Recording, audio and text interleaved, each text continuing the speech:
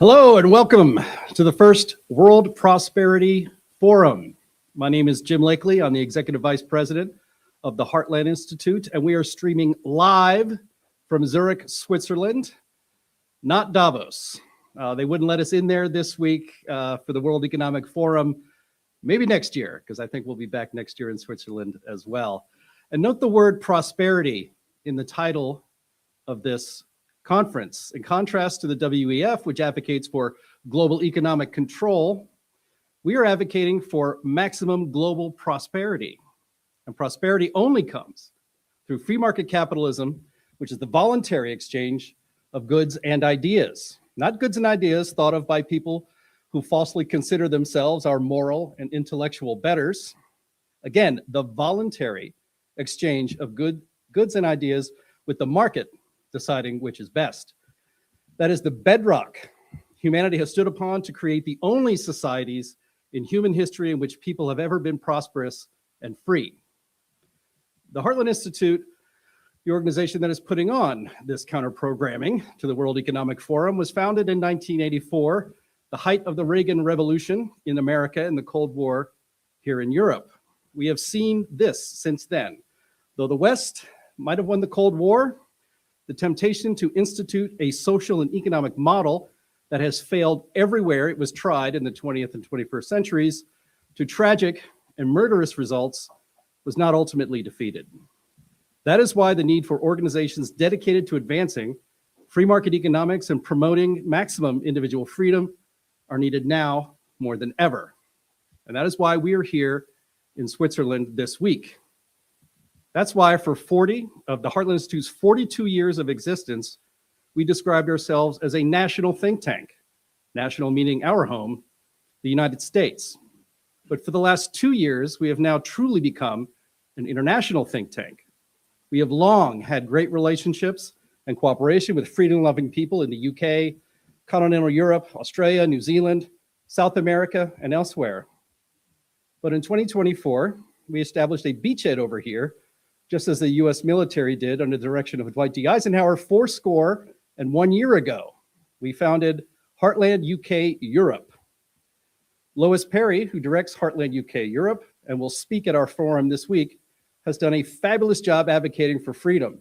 She certainly immediately made the right enemies, which gives her and everyone at Heartland a lot of satisfaction. And with that humble but powerful start, Heartland is spreading the message of freedom even more effectively with allies on this continent who have risked a lot to preserve liberty, and I'm afraid we'll be asked to risk even more in the future. The main program for the WEF's annual meeting in Davos started this morning. We will comment on some of what was said later on, but last night, to kick it off, they held what they called an open forum, titled, quote, "Which 2050 do we want?" Here's how they described the question on the table. Quote, "The choices we make today on climate, technology, social justice, and how we care for one another are already shaping the world we will live in by 2050. Good decisions could lead to a more sustainable, fair, and thriving future. Poor ones could deepen inequality and environmental strain. As we look ahead, we must ask ourselves, what kind of 2050 are we choosing to create?" Unquote. Now, we can all agree that good decisions could lead to a promising future, and poor ones could lead to misery. And I'd say anybody with an education in basic economics and a respect for freedom of their fellow man would say we must do the opposite of whatever comes out of the World Economic Forum. But note the framing. These people think they are in charge of all of us. They've appointed themselves as in charge. Or in many cases, they get their people elected to positions of power in the West. Klaus Schwab, the founder of the World Economic Forum, used to brag about that pretty openly, about him having people everywhere. And they were everywhere. Short list here. Justin Trudeau, former Prime Minister of Canada. In fact, Canada's government has been truly infected with the WEF's Young Global Leaders alumni. And I'm not actually sure if Mark Carney is part of that alumni, but Our producer, Andy, behind the scenes here, if you could play the clip we have for everybody watching at home on this stream, that clip of Mark Carney. Mine is the first visit of a Canadian Prime Minister to China in nearly a decade. The world has changed much since that last visit. And I believe the progress that we have made in the partnership sets us up well for the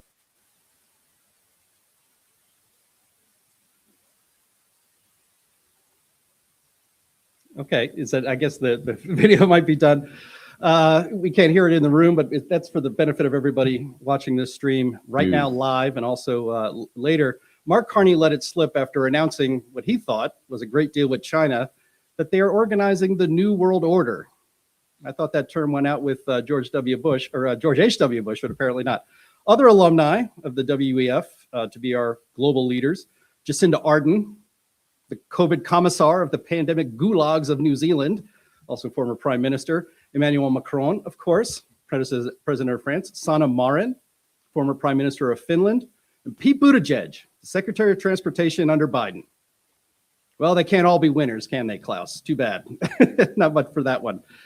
And then they say we, as in what world we are choosing to create. They don't mean you or me. They mean themselves, us, not you and me, not we. What they have been doing for decades is aimed at taking decisions about the future away from the people of the world, because they believe utterly that the people cannot be trusted to decide their own fate. We are children to them if you think their hearts are good and true. We are serfs or subjects or slaves if you believe their hearts are not good and false. I believe the latter, and the arguments you're going to hear today will support that point of view, and I think in a pretty compelling way.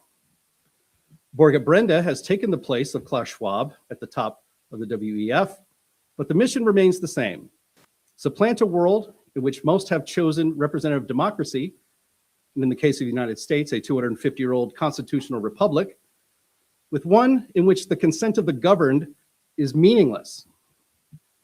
In the book, The Great Reset, by Glenn Beck and Heartland Institute Vice President for Policy, Justin Haskins, they lay out the World Economic Forum's plans.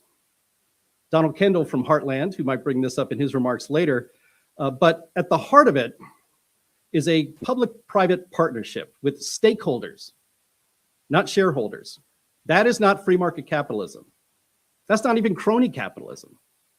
It is, at its most charitable, corporatism. And it's at its least charitable, and maybe more accurate, fascism. The WEF website for their meeting this week, a little bit away in Davos, about 200 kilometers to the southeast of where we are now in Zurich, lists almost 1,000 corporate partners. How do you get to be a corporate partner of the World Economic Forum, of the global elite? Well, you're not going to be getting a call from the WEF if you own a coffee shop in Barcelona or a pizza parlor in Chicago. You get to be a partner with the WEF if you pledge to use your enormous economic power to advance the WEF's agenda. Some of those partners include Apple, Verizon, Cisco, Dell, IBM, PayPal, Microsoft, Meta, OpenAI, Huawei, and that's for everyone who wants to walk around with the CCP in their back pocket. Literally every major financial institution and investment house in the world, no matter where you live, all the big healthcare providers around the globe and the pharmaceutical companies as well, and all the world's shippers and builders. It is not possible in modern society to live your life and not have to do business with the partners of the World Economic Forum. That includes Google and YouTube. They're a partner too, and we're streaming live on YouTube right now on their services. So hey guys, I don't think the algorithm's gonna like this one very much, but they don't like most of our streams. Oh well, here we go. But I wanna note on a positive note, there are some cracks in the marble walls that the WEF has built over the decades. Brexit was a big crack. The election of Donald Trump in 2016, shortly after, was another. And after a brief interregnum with another globalist American president, Trump's historic re-election in 2024 is yet another crack that has gotten bigger. One would think Trump would actually not even show up to Davos this year. Instead, he is speaking on Wednesday, and he's bringing the biggest US delegation in history. He's going to be the biggest, the best, the most amazing delegation ever, certainly. And we're looking forward to seeing what he has to say on Wednesday. And we will comment about that in this program, which runs all week, 3 p.m. to 6 p.m. here in Switzerland, 9 a.m. to noon Eastern time in the United States. Our friends in the freedom movement in Europe, many of whom will be speaking here with us over the next 5 days, have also stormed the barricades, leading to the rise of patriotism and nationalism and true democratic ideals. Simply this, that the people rule themselves as they wish. The harder the ruling class try to delegitimize the will of the people of Europe, the worse it's going to get for them. They really need to be careful about this.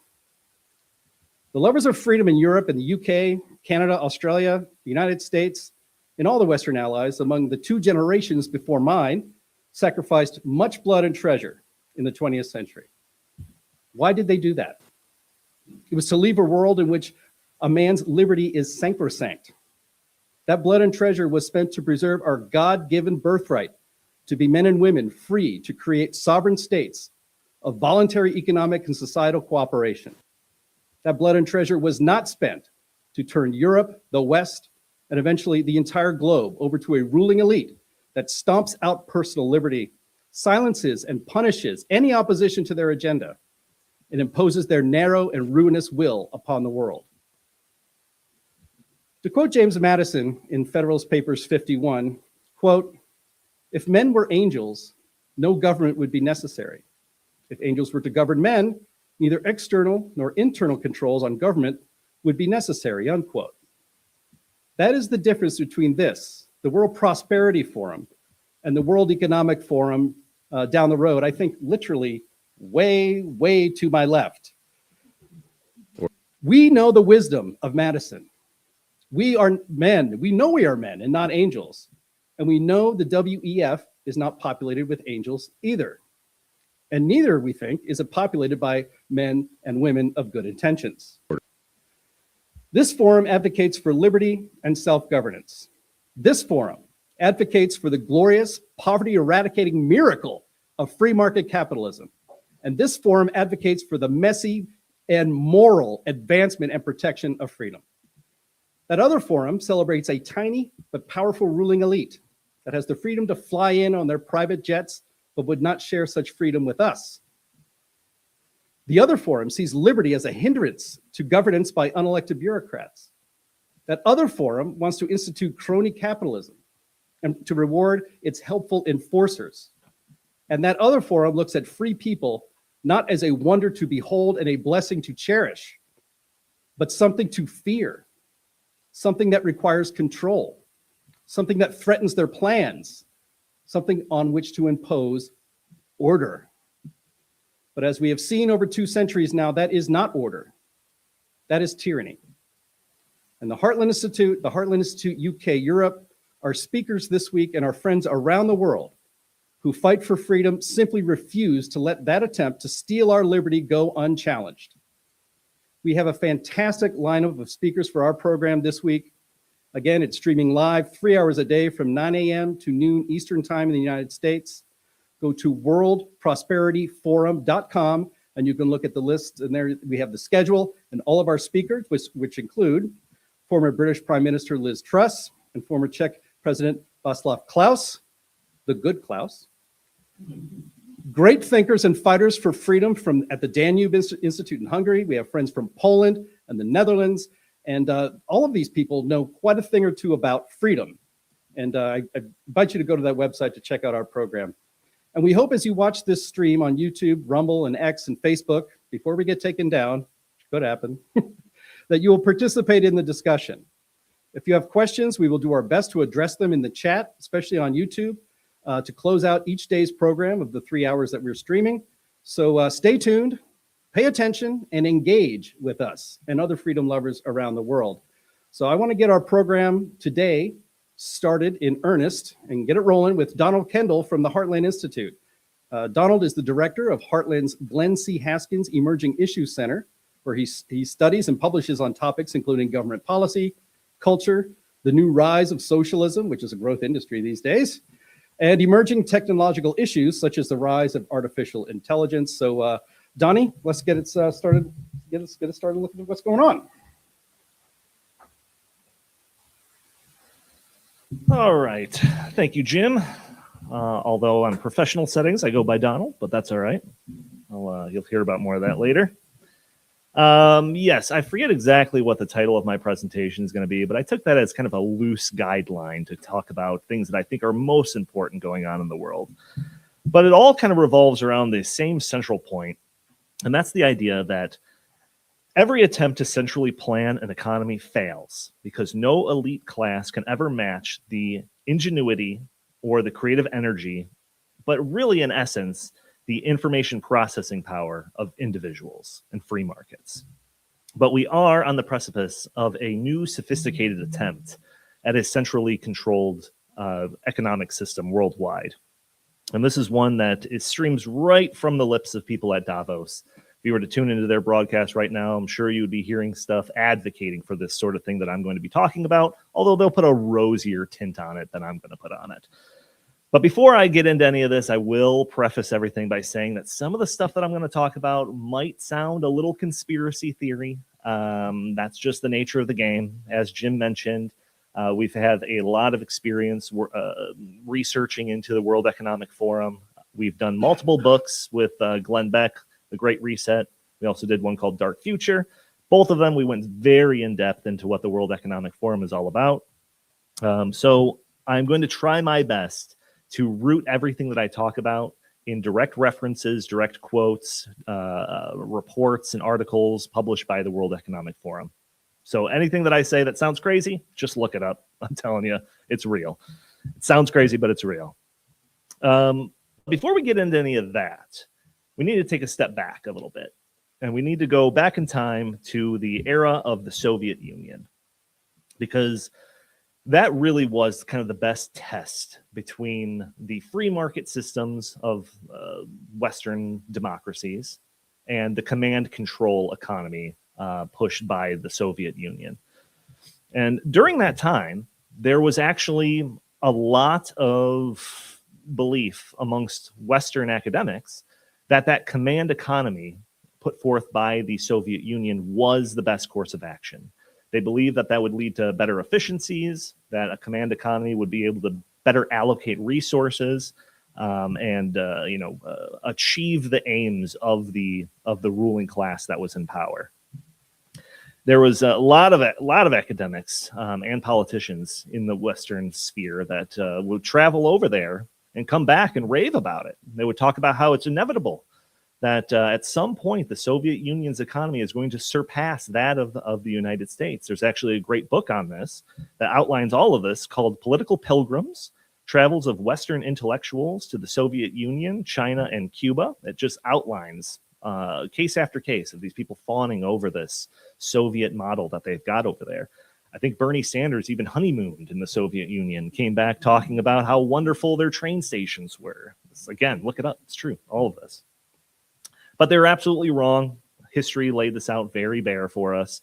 Centrally planned economies require an enormous and intrusive bureaucracy necessary to make millions of political decisions at any given day. Soviet planners had to determine what would be produced in what quantities, how it would be allocated, what goals they're trying to achieve at any certain day. Ministries and planning committees attempted to forecast consumer demand sometimes years in advance, and they would do so by relying on data that was being centrally organized.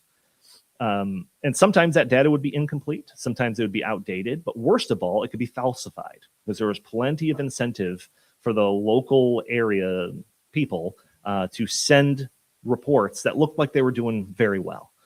So when they were working off of this falsified data, this incomplete data, it leads to inefficiencies in the economy, where it would shortages were rampant.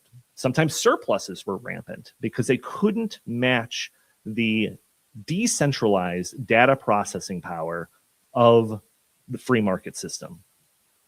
That was that was the biggest thing. That's what inevitably led to the economic collapse of the Soviet Union. There's plenty of other things, of course, but that was a key fundamental fissure in their plan. The free market, on the other hand, distributed that problem-solving processing to millions of people simultaneously. And this, to the people at Davos, seems crazy. This seems like the most inefficient way to do something. This seems like creative chaos to them, unregulated chaos. The idea that we are going to have individuals making all of these choices, how could you possibly move society in a direction when you don't have individual control over all of these individuals?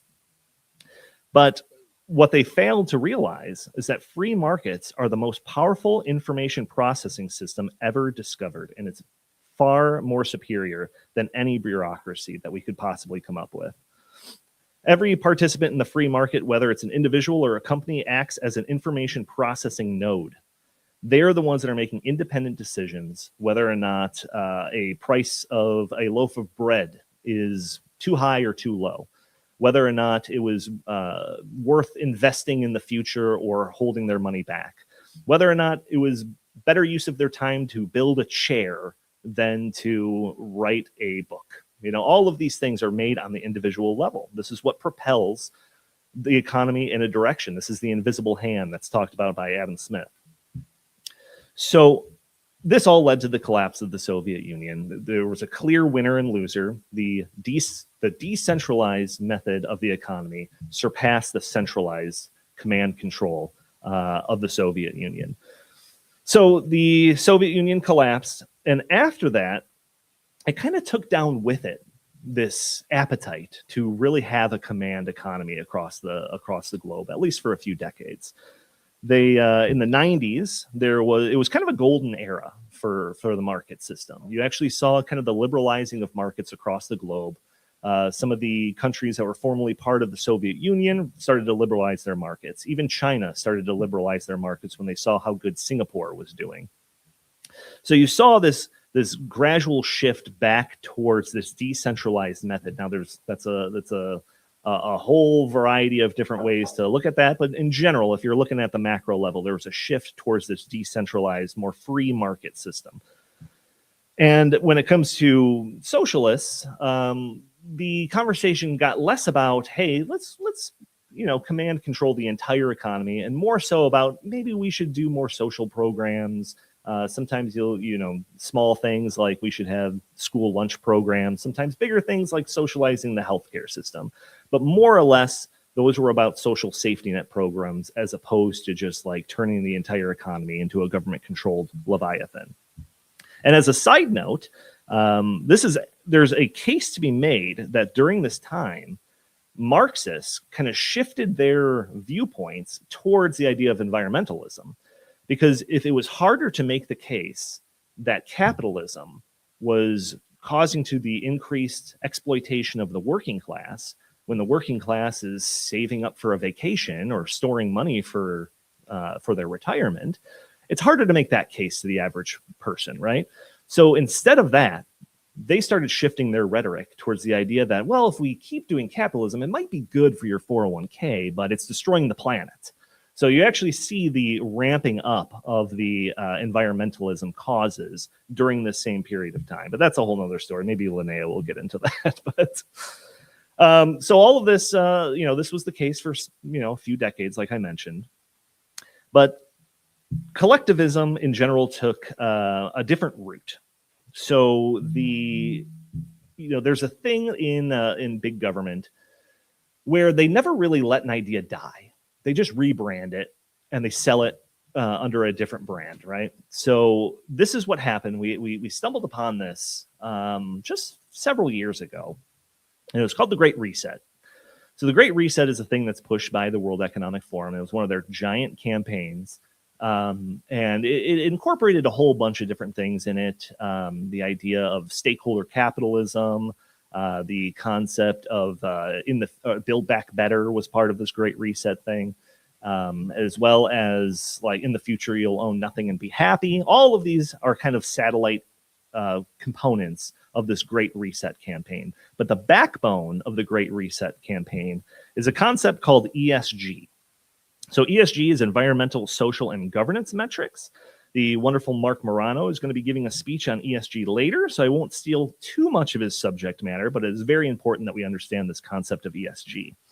So ESG is essentially a social credit, a corporate social credit system that measures corporations based on a long list of subjective metrics.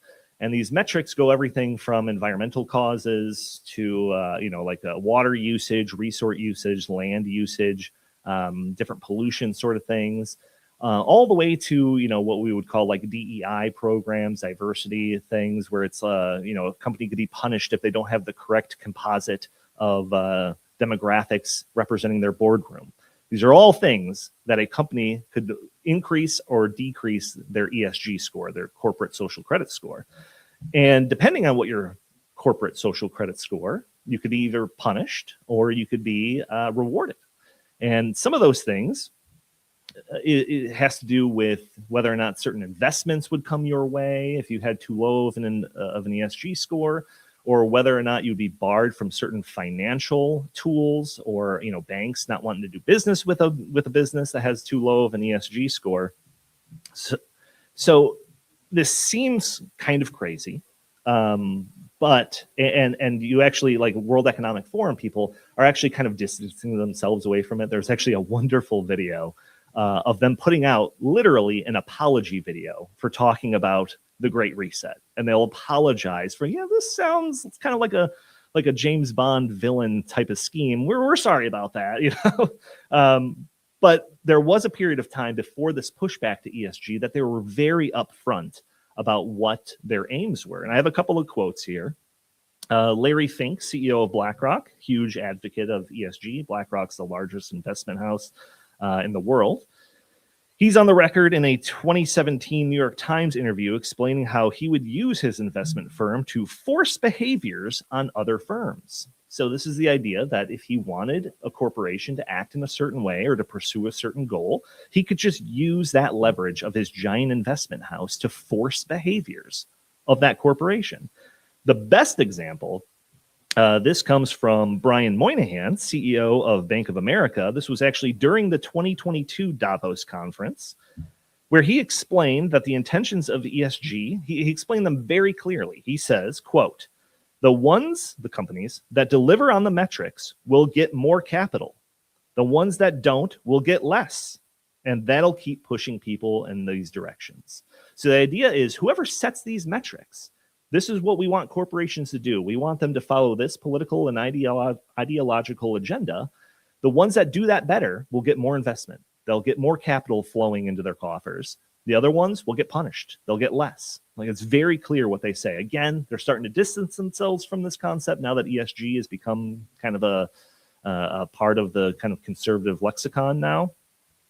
But there are very real world examples of this ESG coercion. We've been fighting this battle about debanking. This is all stems from this concept of ESG. And ESG, I should have said this earlier, the biggest thing about ESG is now we are turning the economy on its head, where instead of corporations being rewarded or punished by their actions to meet the demands of consumers, demands of of goods and services, now instead companies are being punished or rewarded based on matching these subjective ESG metrics.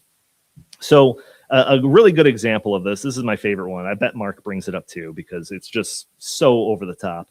But there was a video, a story from a few years ago where a Texas businessman gave testimony at the Texas Senate committee where he explained how he was denied a loan because of his stances on climate change.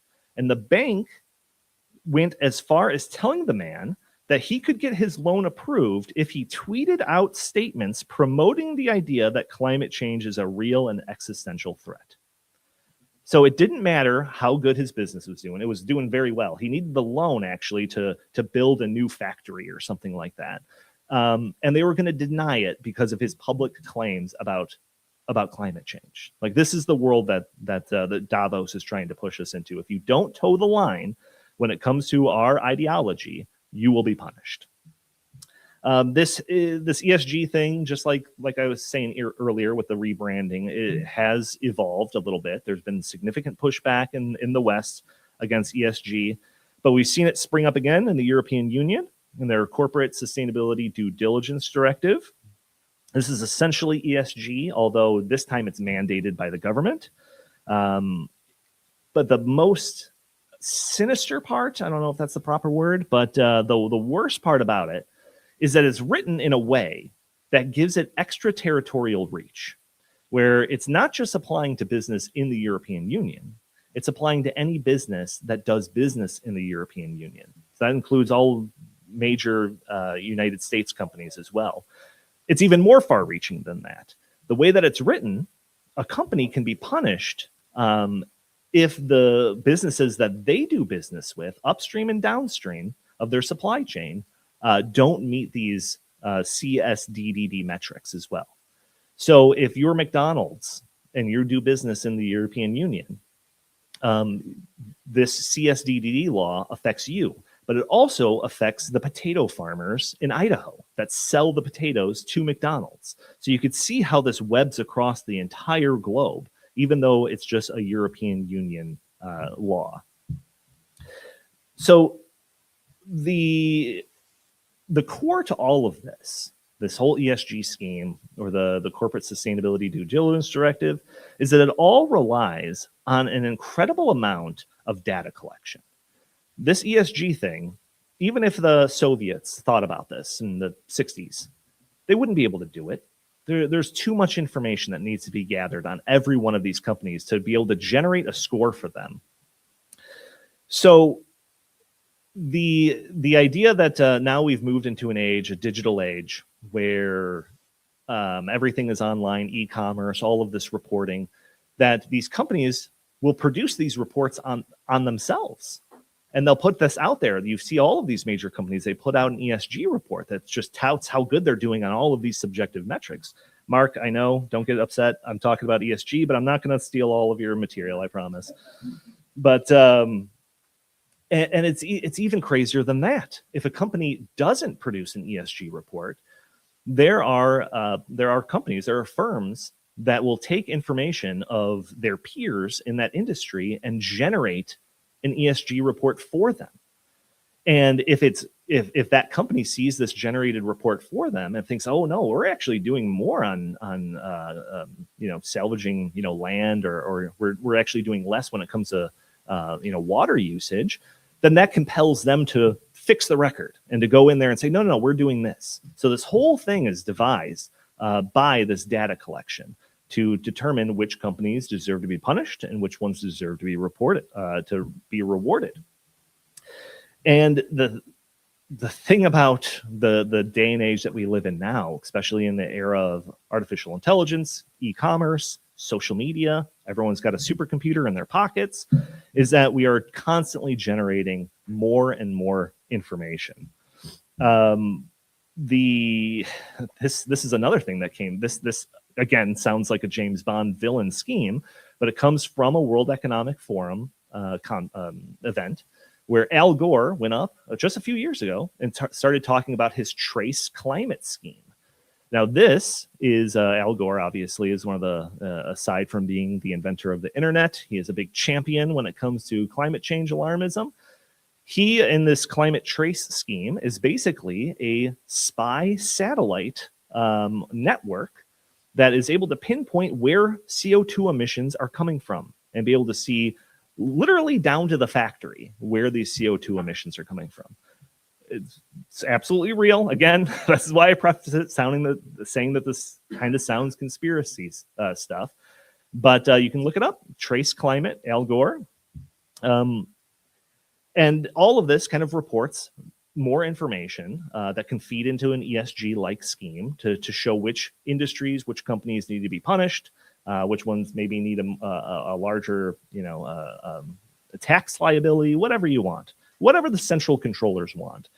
Which is another kind of ingenious thing about this ESG scheme is that, when with a free market, you've got supply, you've got demand that causes a price equilibrium. All of these things are self-sustaining.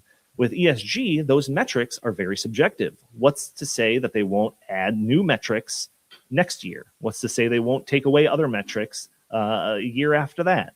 So it's all at the whims of who's has the levers of control under their fingertips. So I believe that ESG is just the tip of the iceberg with all of this. Like I said, it's a corporate social credit score. I think we're going to be starting to see a lot more. We are starting to see, but I think we're going to start seeing even more attempts at doing the same thing, but on an individual level, just a social credit score. So we are seeing different elements of this. We at the Heartland Institute, we've done a lot of work on the concept of central bank-backed digital currencies. So this is a very different animal than Bitcoin or cryptocurrency. This is a government-controlled one. And the levers of control in CBDCs are basically unlimited. It has the mechanisms. I won't go into the extreme details of it, but it has the mechanisms to basically see what people are spending their money on, and even taking in information. There could be information in the metadata of that that points to how much your carbon footprint is based on what you're spending your CBDCs on. Just recently, there was something out of the UK about a digital ID. I think that a digital ID, or a lesser version of that, the real ID in the United States, is a foundation on which a individual social credit score could be built on.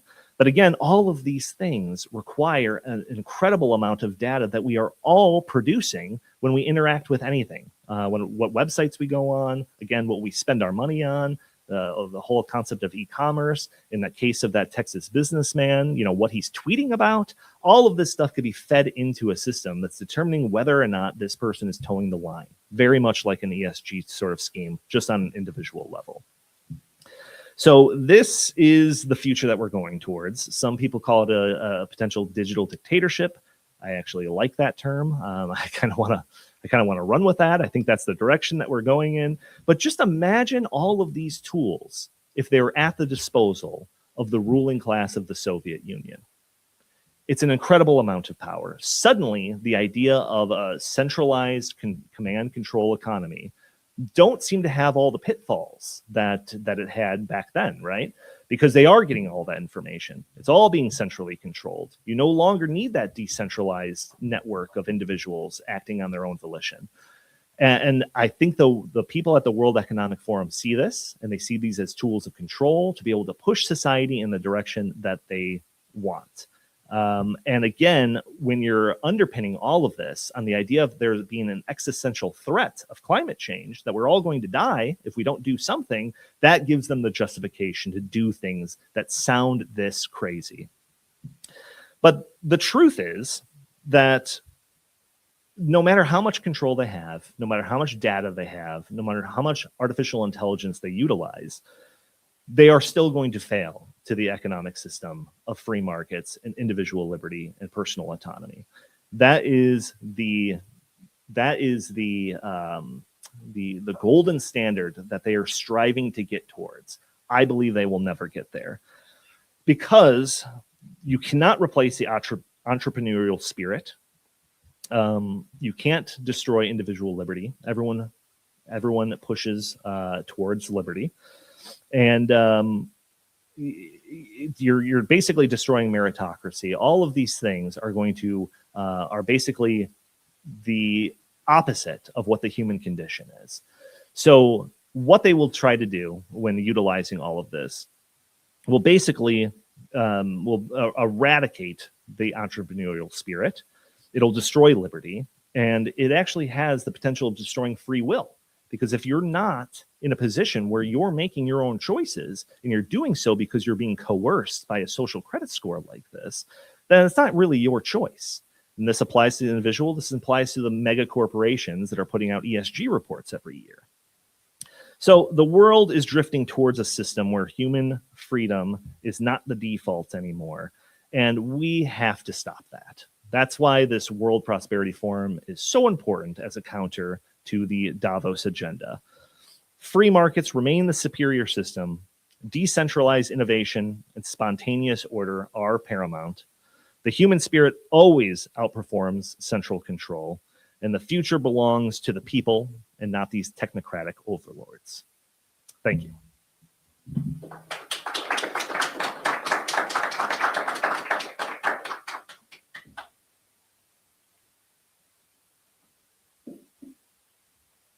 Very good, Donald. Very good.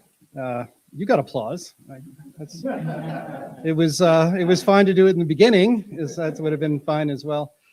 So yeah, the program, we have 3 hours set aside for today and every day. So today's Monday, so all through this week. Again, if you're watching, and I know there are people watching on the streams right now, if you have questions that you would like to ask the panel, or some good comments that you'd like to have us put up on the screen, we will continue to do that. Next up is going to be Mark Morano. He is the founder of Climate Depot. He is with our friends and partners in so many things at CFACT, and he is also a big a fan of Klaus Schwab as I am, which means not one at all. So we have a PowerPoint presentation. I'll just say it. We just uploaded it like literally 12 seconds ago. So hopefully this will come off without a glitch on the screen for everybody watching from home, and you'll be following it along. So be sure to say next slide when it's time. Then we'll take care of that on the camera. So please welcome Mark Morano. Thank you. Thank you. Thank you to the Heartland Institute for hosting this incredible forum here in Zurich, Switzerland. And I apologize in advance for taking up the rest of the 3 hours with my talk. So my title today is The Great Reject, How the World Economic Forum and the Great Reset Agenda is Faring 6 years after COVID. Now, the phrase Great Reset came about, I think the first mention was 2014. But it really didn't hit until June of 2020, right during the COVID lockdown era, when Klaus Schwab declared, now is the time for a great reset of the world. And then you had every world leader parrot, from Justin Trudeau to the Europeans to the UK Prime Minister, all this, a great time for a great reset. And then, of course, build back better. So next. The book I wrote in 2022 was The Great Reset, Global Elites and the Permanent Lockdown. Yes, it went head to head with Glenn Beck. Yes, Glenn Beck beat me, but on sales anyway. Both great books, I would say. Next, the World Economic Forum was once riding high. It reminds me of those old, Hollywood documentaries. He was riding high until one day, they came crashing down. The reality of the, drugs and high lifestyle. Well, the World Economic Forum was at the supreme of their influence and height from, say, 2020 through 2023, or at least. And they were dictating, as Klaus Schwab would say, we penetrate the cabinets around the world. And they truly were penetrated. They had penetrated, and they still have penetrated the cabinets. So I'm going to tell you how the once mighty have fallen, but they're not down, and they're not out necessarily completely. They're down, and they're regrouping. And we'll get into Larry Fink and what he's up to. But what Klaus Schwab said next was the pandemic represents a rare but narrow window of opportunity to reflect, reimagine, and reset our world. And that's exactly what they tried to do. Next. Every country from the United, this is Klaus Schwab, every country from the US to China must participate. You don't have a choice. Every industry from oil, gas, tech must be transformed. In short, we need a great reset of capitalism. Next. So in my book, The Great Reset, Global Elites and the Permanent Lockdown, available at Amazon and everywhere fine books are sold. All right, shameless self-promotion.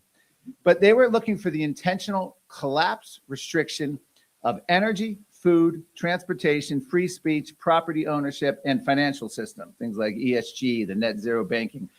And they were looking to basically be in charge of everything. This is the James Bond villain. This is the mastermind of everything, of all the evil. Next, we should be on the slide that says, you'll own nothing and be happy. That was their expression. You'll own nothing and be happy. And to that end, they did everything they could. First of all, you had private equity assets start buying up U.S. farmland, buying up real estate. You had the direction of the World Economic Forum essentially infiltrating the banking system with the Net Zero Banking Alliance of the United Nations and ESG. And the goal was to make this more and more restrictive for the average person. They were looking for a modern version of medieval serfdom. You'll own nothing and be happy. Next. They warned 1 billion people would be displaced by climate change. So at the time in 2020, they proposed this, the first time it really came on my radar to this extent, a merging of sort of public health and climate change. And climate change was going to be a great threat, similar to the pandemic. They went after meat restrictions. Next, meat would be an occasional treat, not a staple for the good of the environment and our health. So we were going to be severely restricted on meat. This, of course, led to the insect promotion eating. This, of course, led to the vegetable processed burger, ultra processed, 22 some ingredients with isolated pea proteins, etc. And even the CNN nutritionist called the vegan movement. She said these are not healthy. If you're looking for something, eat a low-fat burger of real meat. This is not the way you'd want to go. And of course, it led to the lab-grown meat, which is separate and distinct from everything else, which is essentially stem cells pulled from a cow, sheep, pig, put into a petri dish, then put into a steel vat, allowed to fester into an amorphous blob, which is then allowed to grow and process in a process that looks like the pink goo when you see the McDonald's, not to dig on McDonald's, but the chicken nuggets, how they're made. And eventually they tout that they're printed on a 3D printer. You can have your 3D printed lab-grown salmon, your pork, your steak. And this was supposed to be the idea, and Bill Gates was very explicit, that we need to essentially end farming in the Western world. And he said this explicitly. He told MIT Review in an interview, I think this was from 2001 or 2, that the time was now to basically move meat production from the farm to the laboratory. I say it that way because it conjures up images of Frankenstein, laboratory. Next, your spending was restricted by what government deems sensible. This was the whole idea of the digital currency. Again, everything I'm saying is not like past tense, we won, let's celebrate. But this was the momentum and the shift. And I'll get to why they're failing or why their momentum has significantly shifted. The central bank digital currency, Joe Biden was all in the US, issuing executive orders to start studying that. But even this was UK Telegraph, the Bank of England, the ministers actually said government will decide what you can spend only on what the government deems sensible. Fossil fuels, meat, tobacco, firearms. I doubt that the architects of the central bank digital currency would deem those sensible. Next. Renowned COVID brought along a clash of, say, the expertocracy and the appeal to authority. The renowned John Ioannidis, I always mess up his name, Ioannidis from Stanford University, epidemiologist. He actually said there was a clash between two schools of thought, authoritarian public health versus actual science, and science lost. That's what happened during the COVID lockdowns and the COVID hysteria. And this, of course, next led to the idea with central bank digital currency, if you violated vaccine mandates, mask mandates, stay-at-home orders, lockdown orders, you would have your card declined. And in my book, I went details around the world, from Africa to Australia to New Zealand, people who couldn't actually have access to their own banking. And of course, we know what Justin Trudeau did in Canada, declared all of the trucker protests, the Freedom Convoy, to be domestic terrorists, ergo ordered the banks, who had no problem following orders, to debank and not allow these truckers to have access to their own money, not allow people helping them. If you sold them donuts or coffee, you would have problems accessing your own money potentially. Next. The 230 medical journals back in 2021 declared that COVID response, the lockdowns and the authoritarian appeal to authority, was a template for climate change. Climate is the greatest threat to global public health, say 230 medical journals, and declare they groups agreed that the response to the COVID-19 pandemic could be a template for the level and degree of the emergency response necessary for climate change. Again, viruses and climate change merging together with public health. Next. The CO2 monitoring was proposed. This was MasterCard, a thing called the dichotomy card with the United Nations merged. And they were going to essentially enable tracking of your carbon footprint on every purpose. This has not gone away, sadly. This is actually still very much alive. It would monitor and cut off spending when you hit your carbon max. And this was what happens when corporate world joins forces with the United Nations climate agenda. Next, one of the benefits for the Great Reset was they had a lot more members after their advocacy of the COVID lockdowns. The COVID lockdowns created, and I'm quoting Fast Company magazine, a new billionaire every 50 hours as millions brace for extreme poverty. It's been estimated to have been one of the largest transfers of wealth from the poor and middle class to the wealthy, as the billionaire class benefited. Even the absurdity of France banning 2.5 hour flights or less in the name of saving the planet due to global warming, forcing people into trains, buses, cars, or not going anywhere. At the same time, private jets were exempt. Bill Gates called for longer lockdowns. I believe it was January of 2021. At the same time, the very same week, he called for extending the lockdowns. He was actually making a bid on the largest private jet transport company. Next, we should be at the Orange Man stopping Great Reset. Donald Trump. Donald Trump was red-pilled, and that's a reference to the movie The Matrix, but the idea was Donald Trump's 2.0 presidency blows away Donald Trump's 1.0 presidency. In other words, his second term is so much more significant, impactful, powerful, and a joy to watch, particularly on the World Economic Forum agenda, climate, energy, environmental policy. It has been a sight to behold. And that's one of the byproducts of, I don't know how many times, you see the people with the bumper stickers in America, you're a president as a convicted felon. All of the times he was taken to court, all of the kangaroo courts, the changing of the law just to make it so they could charge him on decades-old charges. It was so over the top that I think he just became, Donald Trump 2.0 just became Trump on steroids. Next. Politico, and we'll get into more about Donald Trump, but Politico reported that China was buying up American farms. Washington wants to crack down. Dan Newhouse, Republican congressman, the current trend in the U.S. is leading toward the creation of a Chinese-owned agricultural land monopoly. Well, Donald Trump right now is really seeking that. This is New York Times. Next, Agriculture Department to crack down on Chinese ownership of American farmland. So he's going right at the heart of that. He's also going after private equity asset, Blackstone and others, from buying up residential real estate and buying up farms. These are the kind of things that we need to have reforms globally, because this is a master plan coming out of the World Economic Forum to sort of get these kind of things to happen. Next. So what happened was a WEF scandal and collapse. Last year, Klaus Schwab was forced to step down from the World Economic Forum. Now, what's funny about this is they accused him of improperly spending money at nice hotels and some other, I think there was at least sexual harassment or other implications, other allegations along those lines. But here we have the guy who was literally the ruling class spokesman.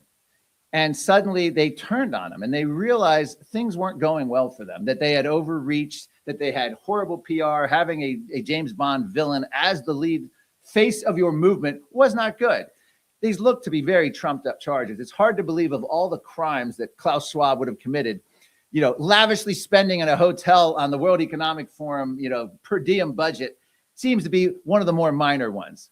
So the World Economic Forum then appointed none other than Larry Fink, the BlackRock CEO, as the interim co-chair of the World Economic Forum. He is currently now still in charge of that position. And Larry Fink is the man who wanted to, quote, force behaviors, to force us to go along with the climate agenda. And he was all for withholding money, using all sorts of measures of coercion on corporate America and businesses to go along with their net zero climate agenda. Next.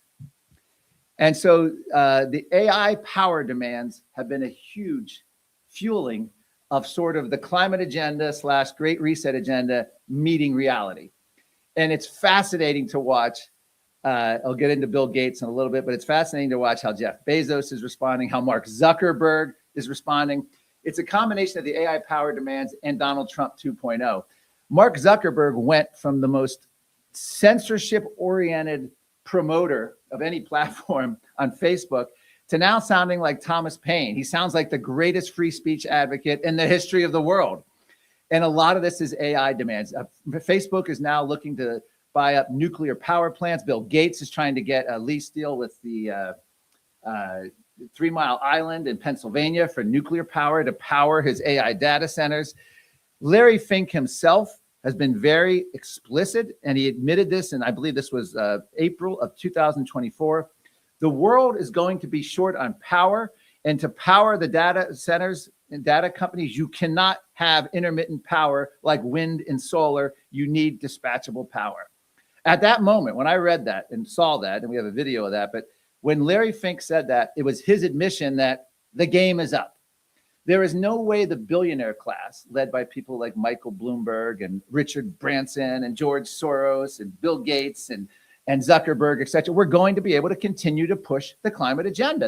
It was directly at odds with their business model of we need power, power, power for AI, AI, AI. So that's where the clash was next. And we should be on lockdown, climate blowback.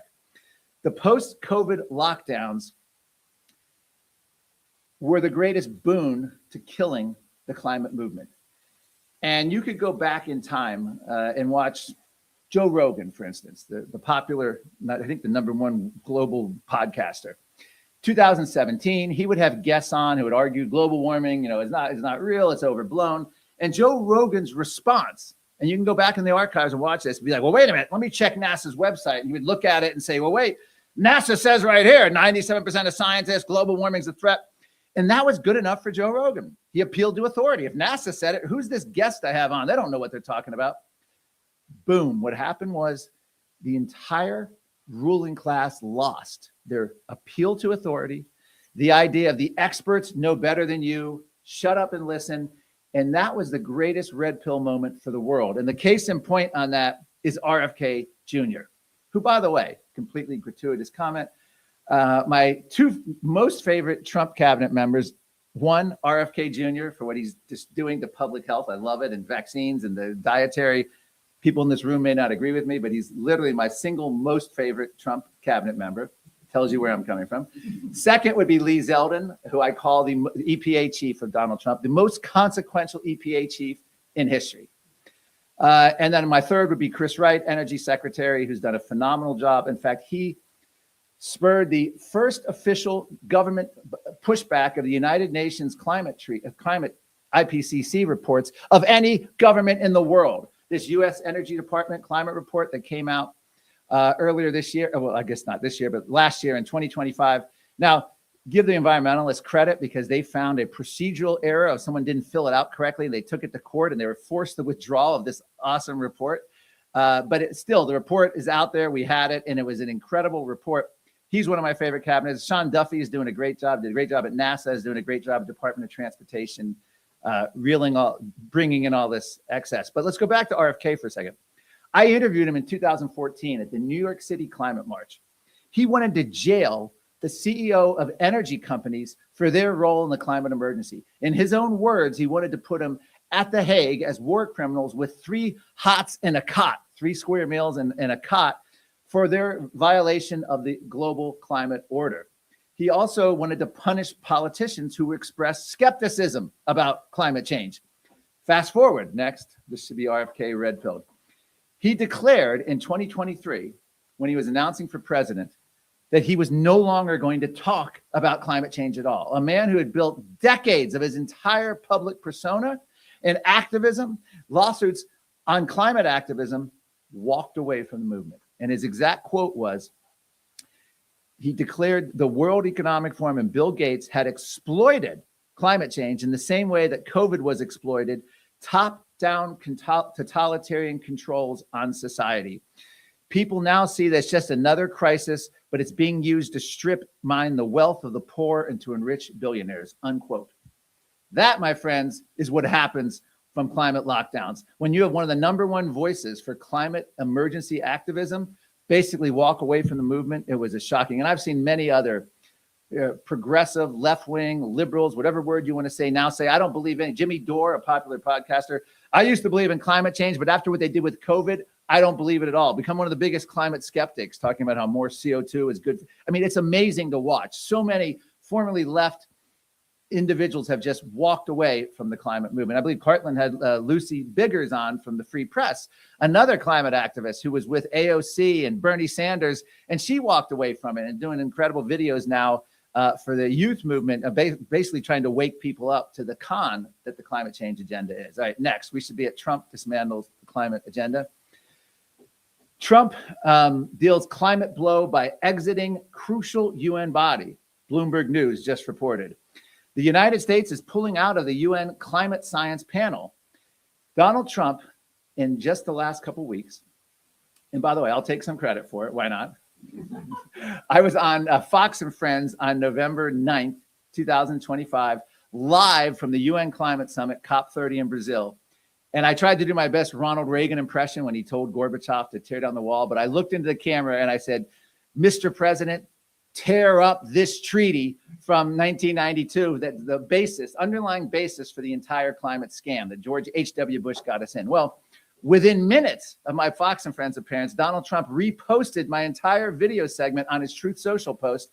And then within 60 days later, he did exactly that and pulled us out of the UN climate. So I'll take a bow. Thank you. No, I'm just kidding. But I hope I had some impact. I don't know that I did or not, but it was a lot. It was just amazing to watch. Not only did we pull out of this underlying UN 1992 United Nations Framework Convention, but we also pulled out of the funding and the structure and the participation of the Intergovernmental Panel on Climate Change. Now, remember, the UN has the greatest scam going. 1988, they formed their climate panel. 1992, they get this Rio Earth Summit Treaty. So the United Nations gets to hype the climate fear with their hand-picked scientists. Remember, the governments around the world pick the scientists. If you dissent, you are booted out or forced to quit. Everyone from Chris Lancy to John Christie. I have a whole report on former UN scientists who reject the whole UN climate science. They weren't welcome.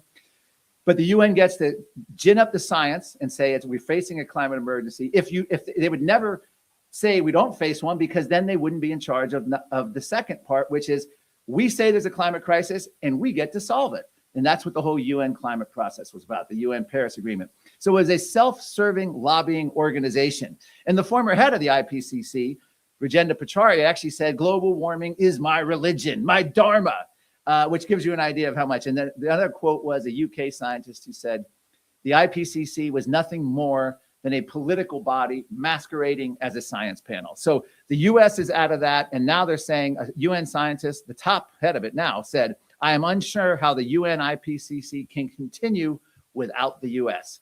That is global impact. Next, Trump dismantles climate part 2. Pete Hegseth, his Secretary of War or Department of Defense, within months, weeks of his office said, and I quote, we will be removing identity politics, DEI officers, dudes in dresses, and no more climate change worship. So they went right after the heart of it in the Pentagon. And don't think that was just a rhetorical movement, because they had the US Navy, the US Army, had whole net zero climate goals. They had a solar Navy. They had taken their eyes off the ball for US national security. It was the most bizarre thing. Multiple pages reports, the Secretary of Navy, Secretary of the Defense, all giving speeches on climate change, national security threat. The exact opposite is true, of course. Center for Strategic International Studies had done studies, many others. Warm times were known as the climate optimums. They're the time of least amount of conflict. It's cold that is what caused wars, scarcity, conflict. That's when you have food scarcity. That's when you have more bad weather. That's when you have crop failures. So it's been an amazing thing to watch. NASA acting director Sean Duffy, climate science will move aside, with NASA now only focusing on space exploration. So one of the largest forms of alarmism, NASA in the US is now been redirected. Next, we're now at New York Times amidst reality. Climate skeptics are winning the information war. Take a bow. Heartland Institute and all the climate skeptics, CFACT and everyone else climate skeptics have, this is quoting the New York Times just recently, have succeeded in undermining climate action globally. Since the UN Paris Pact in 2015, climate denial has roared back stronger than ever. Trump's hoax view is cheered on by a chorus of influencers online. That's New York Times. Next, the Washington Post. Late last year, or maybe it's 2024 or 5, featured a graph showing the Earth cooling. Scientists have captured climate over the last 485 million years, reveals a much warmer state for the most of the history of complex animal life. And the chart, if you're looking at it, shows temperatures way up here and then a huge drop in the last half a million years. Unbelievable. Bernie Sanders brought up climate change being interviewed by Joe Rogan. Joe Rogan pulled up this chart and Bernie Sanders' response was, I'm not familiar with that article, and just moved on. Didn't even want to talk about climate change at that point. Next, Reuters now admits the total climate agenda fiasco. Quote, the pursuit of net zero emissions has been a resounding failure. This is Reuters news. Despite trillions of dollars spent on renewable energy, hydrocarbons still account for over 80% of the world's primary energy. So how about that? All of those UN summits, all of the treaties, all of the net zero, all the ESG, all of the carbon taxes, all of the restrictions, all of the gas stove bans and going after pizza ovens and your no difference. The Earth and CO2 emissions didn't even notice. Newsweek, Trump may be winning on global climate change debate. Newsweek has admitted that. Next, now we're in UN COP30, climate summit burns up. And I have a picture here of the actual fire. I attended this. I've been to 22 out of the last 24 UN climate summits. This was the biggest shit show in the entirety of the 34 years since this began back in Rio. Even Politico said the sorry, sad state of the climate agenda. Climate talks end with dire warnings. I'm having trouble seeing here. And scant plans for action, according to the New York Times. It was amazing. They had bathroom failures. World leaders had no access to toilets. When they finally got the toilets back up going, this was in the city of Belém in Brazil. Then they had a memo out. You couldn't use toilet paper in them. You had to have separate containers because the plumbing couldn't handle it. They had to clear at least 8 miles of virgin tropical rainforest to put a highway in for the summit, which was another huge embarrassment. It was an absolute, by their standards, nothing happened. And you had one European leader actually say, European bureaucrat, unnamed in a mainstream publication, say, I don't even know what the F we're doing here. Like, why would you go halfway around the world? Massive carbon footprint. Gavin Newsom flew in on a private jet.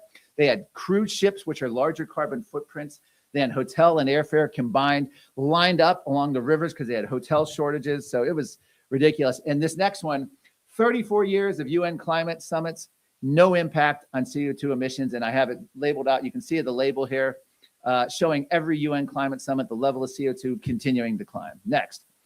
Reality check, net zero progress. In 2000, 80% of global energy came from fossil fuel, and now it's still 80% in 2023. So even 23 years, even more recent, there's just been no impact. China built 2 coal plants every week in 2024, yet they're hailed as the climate heroes. 80% of 21st century CO2 will come from China, India, and Africa, not Europe, Canada, Australia, or the US. Yet those countries are the ones they're still targeting. USA still leads in carbon dioxide emissions. We've dropped nearly 20% of our reductions in the last 20 years, and has nothing to do with so-called green energy, windmills, or solar panels.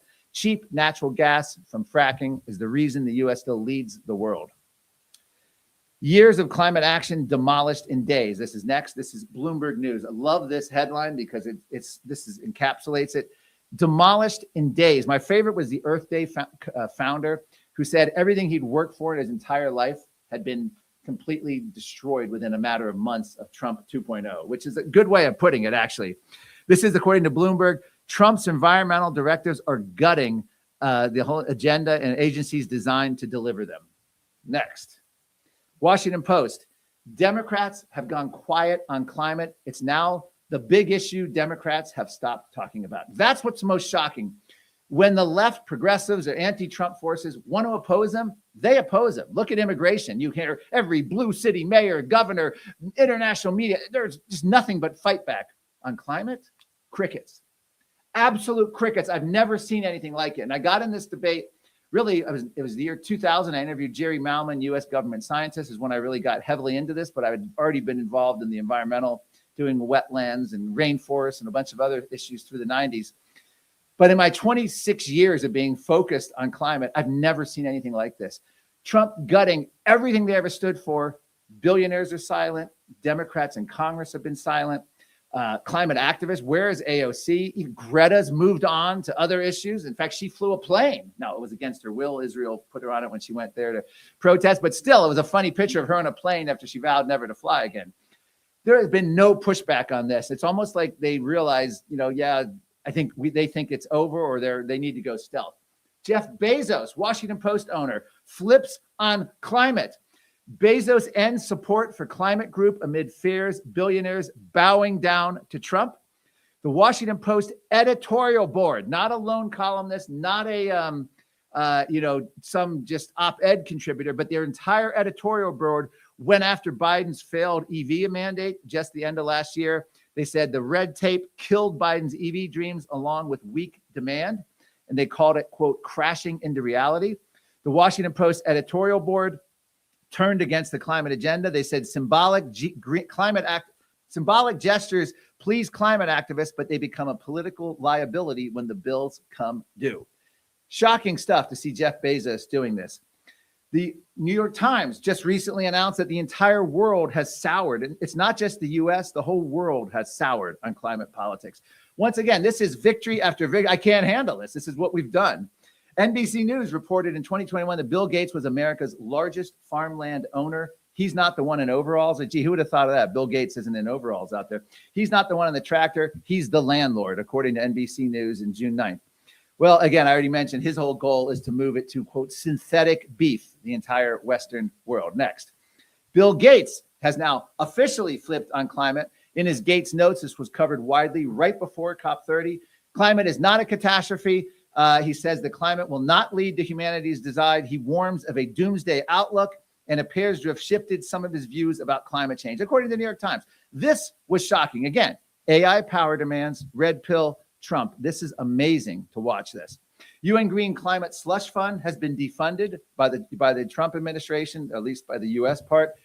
Another huge victory. Next, in the first 200 days, to give you an idea, Trump overturned Biden's climate agenda at a breakneck speed, 200 actions to unleash American energy in 200 days.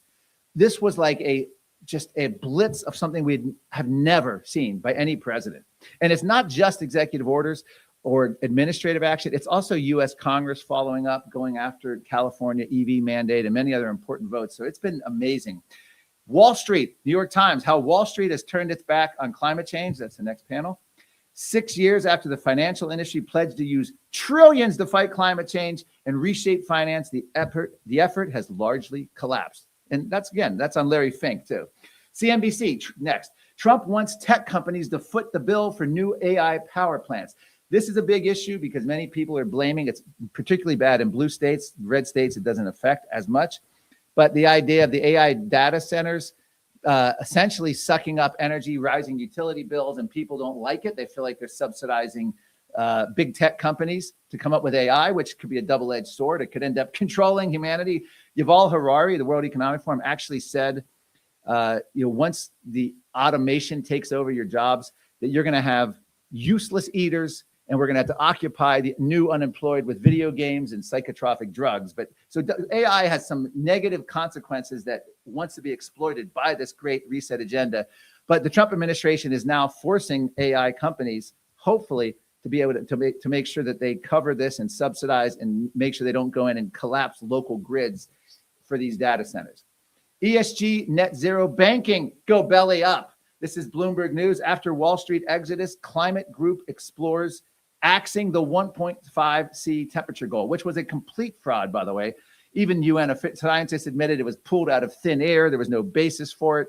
It's merely an emission scenario. And they had all these young activists, well, 1.5, we have to keep the earth from warming. They don't even know what they were talking about. JP Morgan becomes the latest US lender to quit the net zero banking alliance.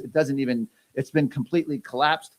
Next, Bloomberg News, Greta's Sweden, this is just from the last week in the headlines, is retreating from its bold green ambitions. Sweden, which was one of the leading countries, energy is drained out of Greta Thunberg's climate campaign, a broader deflation of green ambitions across Europe. And in the Bloomberg article actually shows that Fridays for the Future, Heartland has their great Friday climate realism show. And in their opening, they have Greta, today is Friday, she says. And then James always makes a comment. Well, guess what? That Friday protest has 1 or 2 kids now. And the Bloomberg News had a whole article about how the energy has been completely lost. Even the school children aren't showing up for the climate agenda in Sweden and the home of Greta. Next, Trump environmental hero, offshore winds, fatal folly, 13 whales dead. We've had record marine mammal mortality. Donald Trump declared an environmental hero for going, he's been called the whale psychiatrist. Trump is right about wind farms in Wales. The latest UK data showed 5,000 dead whales, dolphins, and porpoises in just 5 years. And the theory is the disruption of not only the construction, but also the sonar from the whales.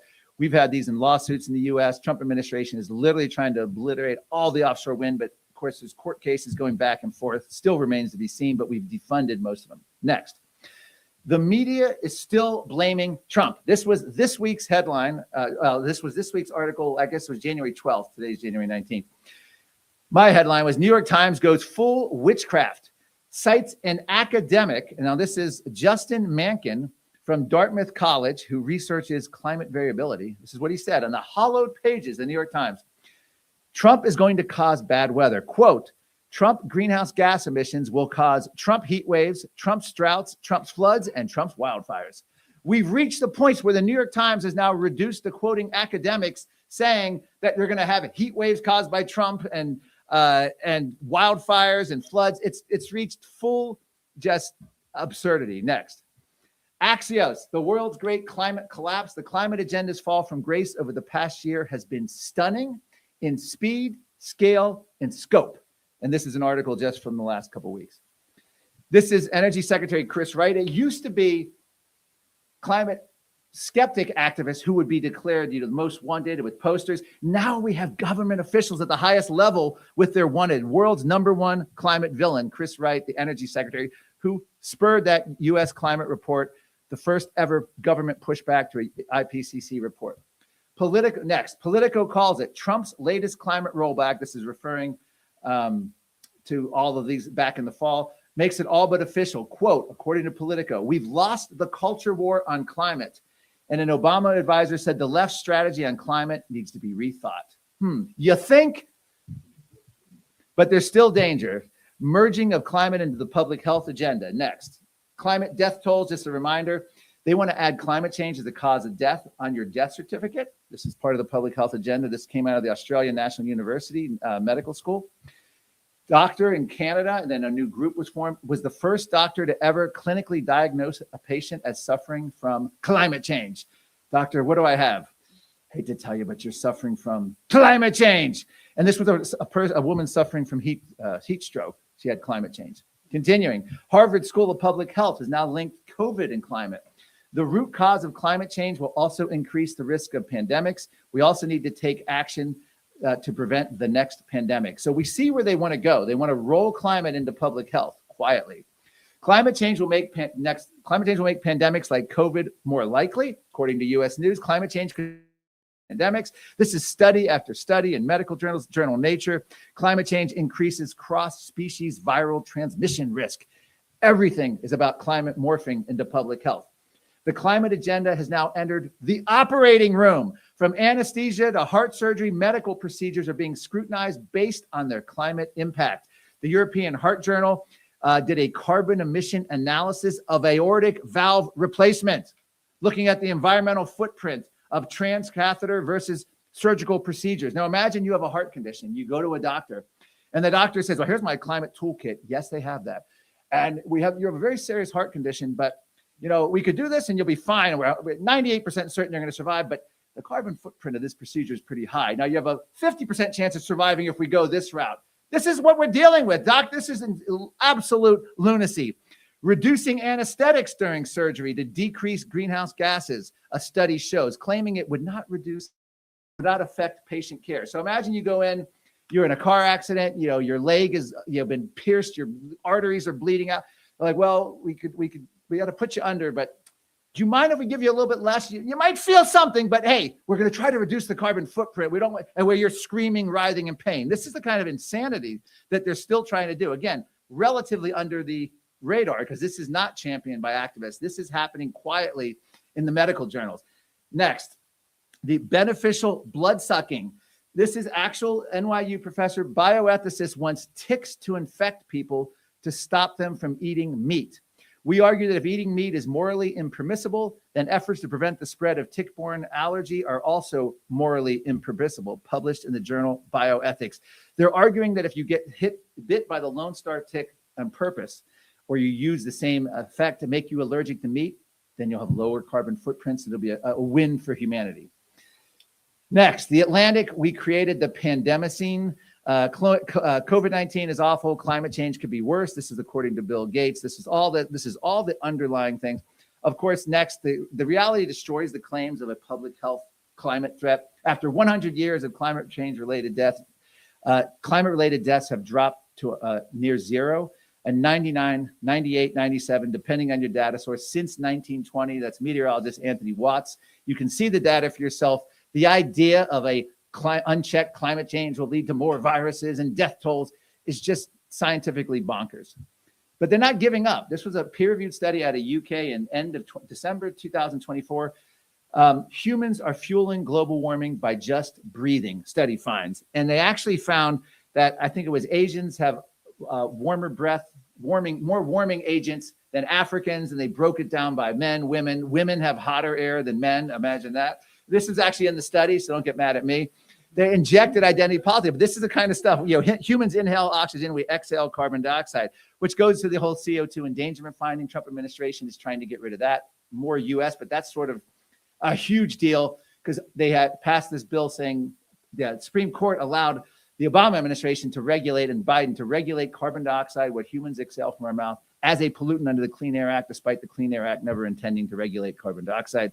And the Trump administration is trying to get rid of the underlying thing on that. So if we get rid of the CO2 endangerment finding and the Rio Earth Summit Treaty, the US is looking pretty, and that has cascading effects around the world. You are the carbon they want to eliminate. Next, this is just a reminder, New York Times, Earth has now 8 billion humans. This man wishes there were none. And they have a whole profile on the voluntary human extinction movement. Lee Knight is the founder of that. They don't want to kill people. They just don't want you to reproduce. They want to sort of age us all out and just get rid of us. Boston Globe in the last week. Why is it so cold? Some researchers say there may be a surprising culprit. Yes, we've reached full absurdity. Record cold, record snow, climate change. So I'm calling this the Great Resist. And that's where we are right now. There's just been a complete collapse of the Great Reset, World Economic Forum agenda. Many dangers, obviously, still. You have the surveillance state, you have the medical merging and public health, and you have just the sort of still unbridled run of billionaires that need to be reined in with pushing this agenda. But the people, I think, are waking up around the world, and they will never accept another COVID-style lockdown. And I don't think they're going to continue to accept, even outside the US, this climate agenda. We're finding throughout Europe, Canada, even Mark Carney, World Economic Forum protege, worked for the Bank of England director, Canada. One of his first actions was zeroing out the carbon tax, not because he wanted to, but because the public demanded it in Canada. So with that, my parent organization, Committee for a Constructive Tomorrow, cfac.org. My book, The Great Reset, Global Elites and the Permanent Lockdown, also Green Fraud and the Politically Incorrect Guide to Climate Change. And thank you so much. Appreciate it.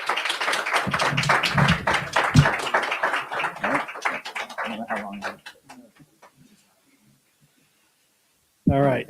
Mark, how dare you say that women have hotter breath than men and are causing more global warming? That's the science speaking, not me. Yeah, that sounds like fake science to me. Because nobody's hotter in their breath in here than you when it comes to giving a speech like that. So yes, we've had more people coming into this in the room that we're here in Zurich, Switzerland, which is good to see.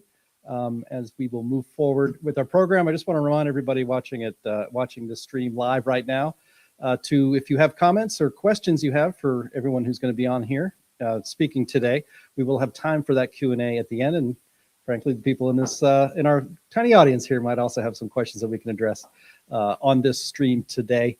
Next up is Linnea Lucan. Linnea is a research fellow for energy policy at the Heartland Institute. She's the host of the Heartland Institute's In the Tank podcast, which is live streamed every Thursday at 1 p.m. Eastern time, noon Central time. And she's going to be up here talking to you all about protecting America and the West from China's homogeny agenda. So welcome, Linnea Lucan.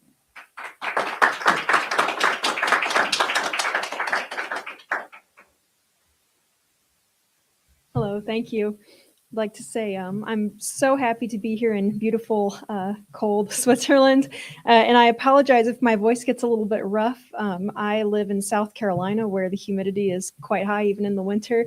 And so the dry air here is beginning to get to me a little bit. So I apologize in advance. So yes, I am here to talk about China, and I'm not going to pronounce it the way that my president does because I can't. So I actually saw a report recently that Switzerland is looking at renegotiating or expanding their trade deals that they have with China. I was actually pretty surprised to learn that Switzerland was one of the first countries to accept the communist Chinese government under Mao Zedong. Many other Western countries did not accept them. Switzerland was one of the first. Nowadays, the relationship is quite a bit more strained, though, especially since the Swiss government is rightly not a fan of a lot of the human rights abuses that China is responsible for. They repeatedly break international agreements and treaties, and they are obviously very aggressive towards another one of Switzerland's friends, which is a little country called Taiwan. That kind of danger, the direct military threat, is only part of the overall danger that China is posing. In 2025 alone, China's trade surplus hit a record $1.2 trillion. The European Union contributed 18% more in 2025 than they did in 2024. The United States did see a decrease in our imports from China, but that's largely because President Trump is not a China fan and has been pretty actively working on taking them on. Still, the United States imports a lot more from China than we export to China, especially in technology, raw materials, and textiles. China's dominance over so many of our industries is a major threat, not just to our national sovereignty as countries of Europe and also the United States and pretty much the entire world, including the global South, but also our national security and energy security. Appeasement, unfortunately, seems to be the name of the game most of the time when it comes to dealing with China. The United States tried appeasement for a very long time. 1980s and into the 2000s, our government pushed a strategy that cautiously assumed that an ascendant China would be a friendlier China. That didn't end up being true. Even after the 1989 massacre in Tiananmen Square, President George H.W. Bush wanted to avoid cracking down on China as much as they possibly could. He badly wanted them as a friend and ally. And again, that really hasn't turned out so great. It is true enough that we have more cheaper goods, but we can't really pretend that we didn't also lose something in the process there and put ourselves into a very dangerous position. As the West has pretty cheerfully and blithely deindustrialized, we've been glad that China, among other Asian countries, has been happy to pick up our slack and then overcome us. So China managed to strategically take control over all of these different industrial feedstocks. Today, China is responsible for 60 to 69% of the entire world's mining of rare earth minerals. And that is a lot for one country. Rare earths are among those critical minerals that are vital for magnets, electronics, energy sources like solar panels, as well as the electric cars that so many of our governments are so enamored with. The most efficient and powerful and popular, affordable electric vehicles, motors use large amounts of rare earth, somewhere around 550 grams per vehicle, which grams, it doesn't sound like all that much, but consider that a gas or petrol powered car only uses about 140 grams of rare earths. So that's 4 times as much for an electric car. China controls 60% of those mined materials. Rare earths are very difficult and labor intensive in order to mine. It takes a lot of time. It's often expensive to do in countries like those in Western Europe, which expect a certain level of environmental safety. Because these rare earths are often toxic or are found in the ground along with a lot of toxic material that they're separated from, much of the West is reasonably pretty cautious and hesitant to even try to mine for them, especially in the quantities that we need. The Chinese Communist Party, though, does not worry about environmental issues, nor do they worry about the cost to human labor, because they do use a lot of slave labor, particularly in places like the Democratic Republic of the Congo and their own enslaved ethnic minority populations in China. After being mined, these materials need to be refined and processed before they can actually be used to build anything. They have a lot of associated minerals with them that we need to separate them out from. China controls 91% of all mineral refining in the entire world. So that separation and refining capacity is really important, and China, again, owns 91% of it. And that's not just rare earths either. Other materials like graphite, which is completely vital for lithium-ion batteries, are processed almost exclusively by China. One could say that that's not such a big deal. A lot of countries specialize in different industries after all, but we can't depend on the Chinese Communist Party's altruism, especially not when it comes to our allies like Taiwan. And they've already used their leverage over our essential industries for geopolitical purposes. And, this isn't like the oil industry where OPEC can flood the market or decrease production in order to control prices in order to get what they want. In the rare earths industry, China has total control. They don't have to contend with someone like the United States and fracking or something. And they are just not a friend of the West. I might have a glass of water. I'm sorry. Pausing here for a second. That's mine. Yep. Sorry about that. So when President Trump called for a reciprocal, so an in-kind tariff on China in response to theirs on us. Thank you, Jim. I'm sorry, guys. I just need a sip. Getting nice and dry. Sorry. So when we called for a reciprocal, so an in-kind tariff on Chinese goods in response to the tariffs that China has on us, Beijing restricted exports of magnets that we need for manufacturing things like F-35s and other military equipment. Our military aircraft, they often make threats along those lines. And it's not just the United States. We are not a unique case. Just a couple of weeks ago, Beijing banned shipments of essential goods for Japan's national military defense. So this is very ominous behavior in light of Taiwan, especially since the Japanese government has said that they would be interested in protecting and doing a collective self-defense type arrangement with Taiwan. So were China to invade, now they can try to shut down goods to Japan that Japan would actually need in order to be able to fulfill that threat.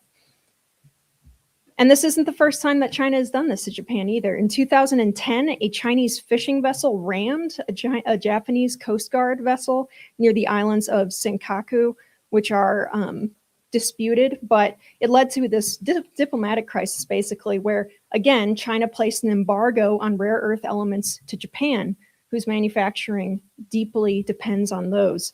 So it's clear that China is willing and able to use minerals trade as a weapon against their geopolitical opponents. The Japanese Prime Minister was reasonably pretty furious at the most recent threat, and so the Japanese are insisting now that other G7 countries work together to try to find a way to decouple from China and take some of that dominance away. But China has decades of a head start. Really, it is so important that everyone understands China's dominance over all of these variety of manufacturing and tech feedstock industries in particular is not benign. It's not a natural, we've talked in a couple of the other discussions here today about the invisible hand of the market. This is not one of those free market type situations. And the green energy push is certainly part of this. Whatever you think about climate change, the so-called energy transition that all of us in the West have been hearing about for years and years and have been pushed towards is completely and utterly dominated by China. Not because China itself, of course, is so carbon neutral. They aren't and never will be, no matter what it is that they say publicly. They have no plans to stop using huge amounts of coal anytime soon. In fact, in 2025, China just passed another world record in coal use, despite the fact that for the last several years they've been talking about how important these climate agreements are. They are absolutely enthusiastic about everyone else embracing wind and solar on a large scale, and they also really love it when those goods are subsidized. The Energy Foundation of China, which is a CCP organization, pays climate activist groups in the United States to fight our domestic energy industry. They promote Chinese-made solar and wind, and they lobby for the extension of state and federal subsidies, which are supposed to expire eventually, supposedly, but you know, government programs, they aren't really known for going away anytime soon. So after decades, these subsidies still remain. And I can only imagine that the same is true in other industries and also in other countries as well. So it's not like China is only targeting the United States with this stuff. And I'll say it again, the Chinese Communist Party is paying environmental groups to try to block other countries from developing their own natural resources, and also trying to stop them from building new factories. So just as it's dangerous for Europe to depend solely on a country like Russia, for instance, for oil and gas, maybe like we saw with the war in Ukraine, it's also dangerous for us to rely on China for all of our mineral needs and wind turbine components, batteries, all of it. I mean, imagine if we in the West actually went ahead and made our grid mostly reliant on things like wind and solar, even if it were possible with full battery backup, all of that. If China dominates the battery industry, if they dominate the solar panel industry, they dominate the rare earths that we need to construct all manner of electronics, it's a disaster waiting to happen. And we've seen already from my United States and Japan examples that they can and will cut us off if and when they want to have that leverage. And they may even be able to do worse. They may be equipping all of those essential sources of energy, particularly solar panels, with rogue components that can remotely shut them down. This is something that was in the news recently, last spring in particular. Apparently, this is already happening.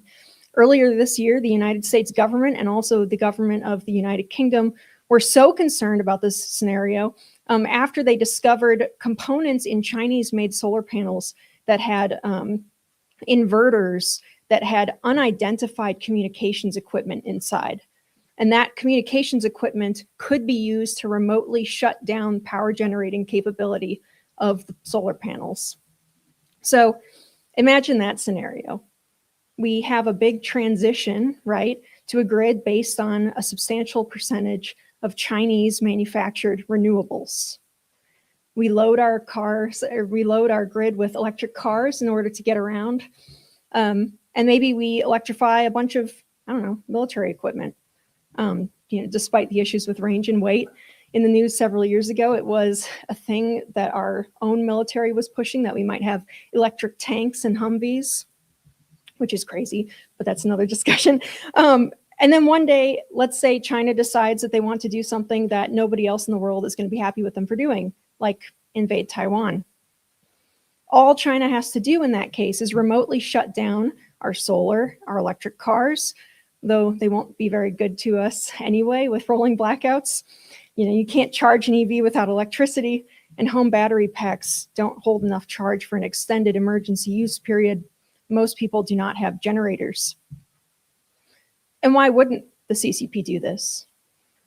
The United States government is constantly catching Chinese spies, stealing sensitive military information. There was something in the news last week about someone who's gone to trial for that very case, committing cyber espionage, trying to sabotage our telecommunications, happens all the time. We know that they're hostile.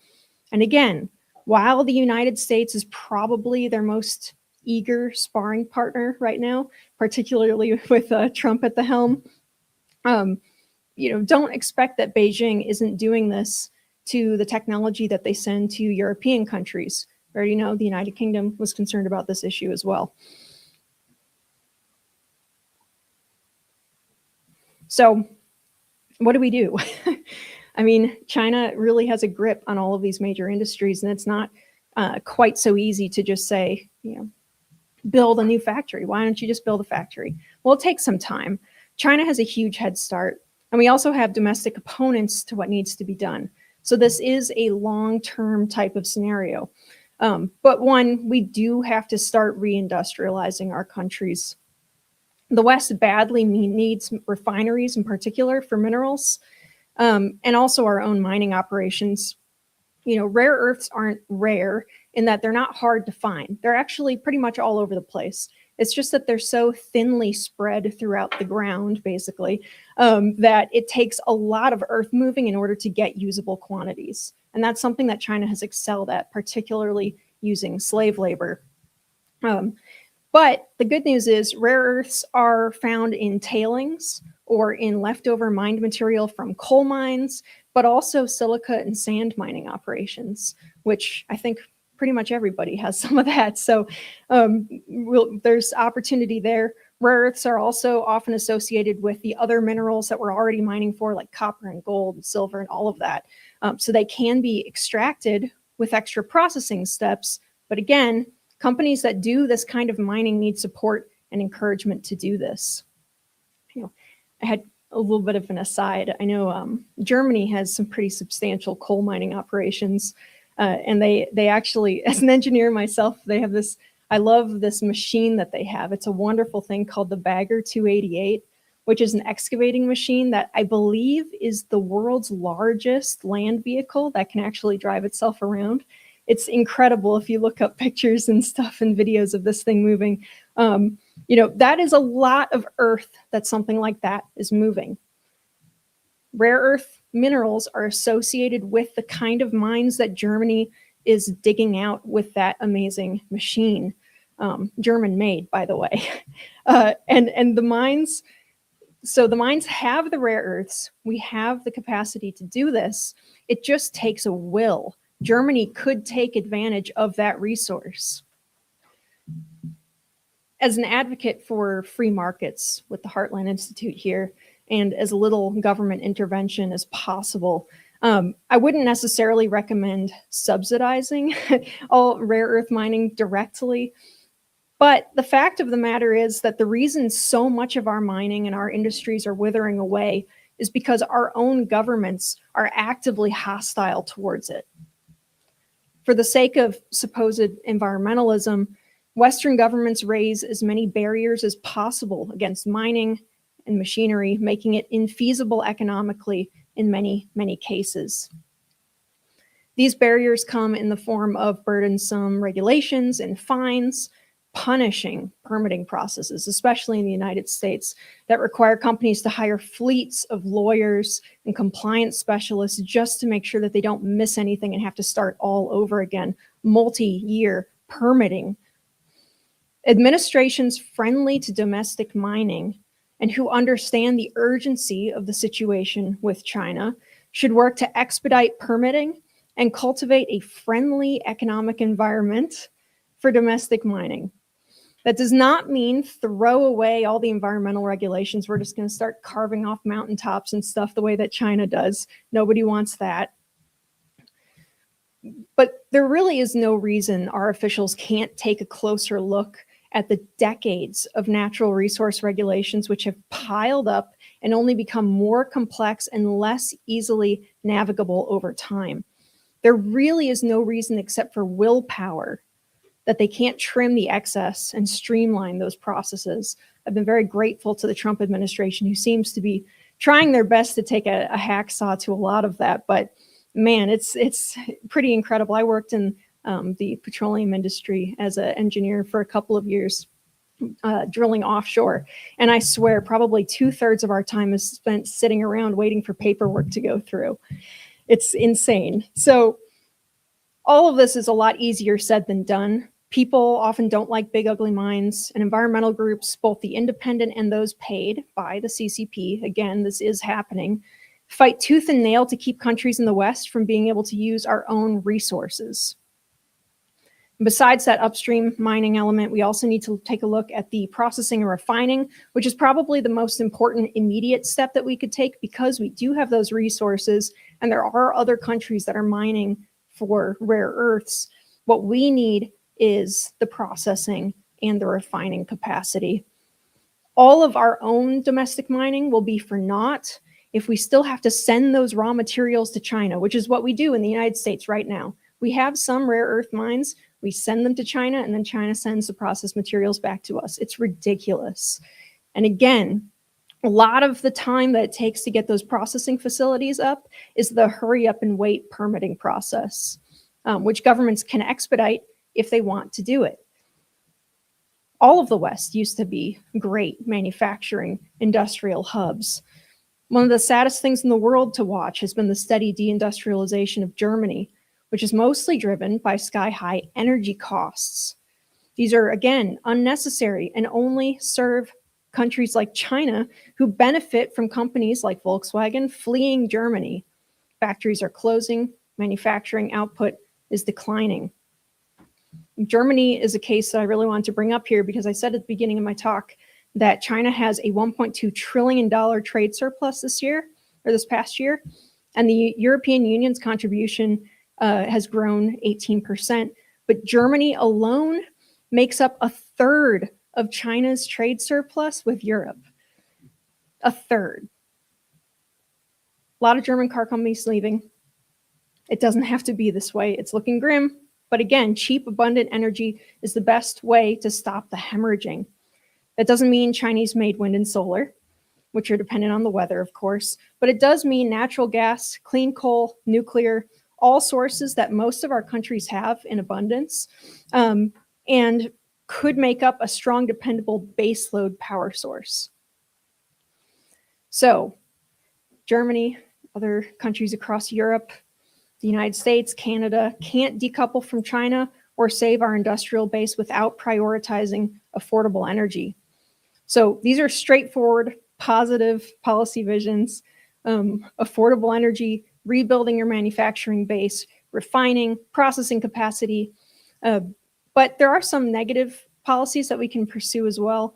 Heartland Impact, which is the policy advocacy arm of the Heartland Institute, puts forward an idea that I think is pretty fun, which is that governments can target the slave labor issue in order to decouple from China and their green technology.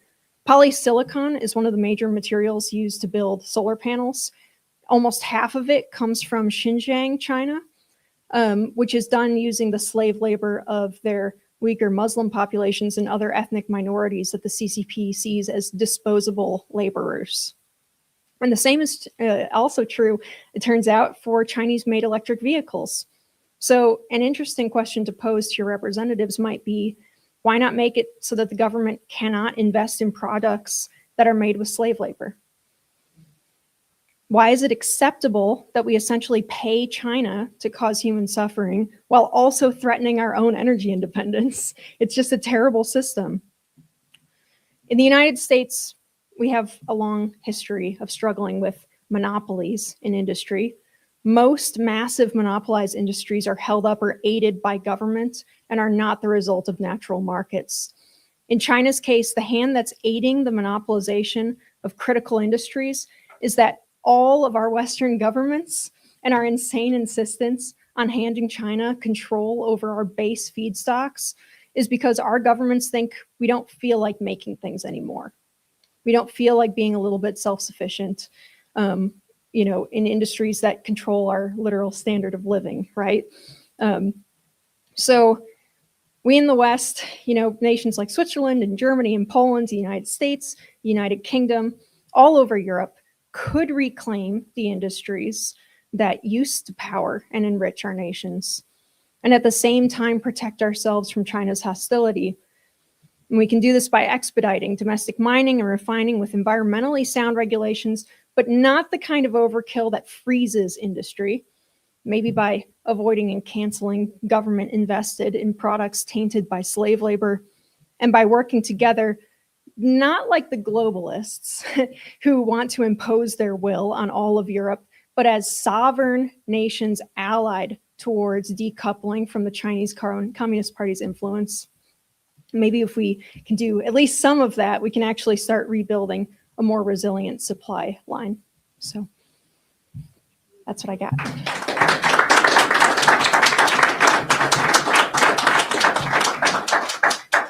Hope I didn't go too long. No, didn't go too long at all. Thank you, Linnea. Our next speaker actually isn't here in the flesh. It's a member of the European Parliament that I'll mention here in just a moment.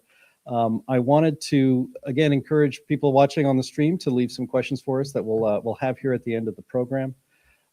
I wanted to I sent a picture to our producer Andy back in the States, who I found this on X today, and it was an ad.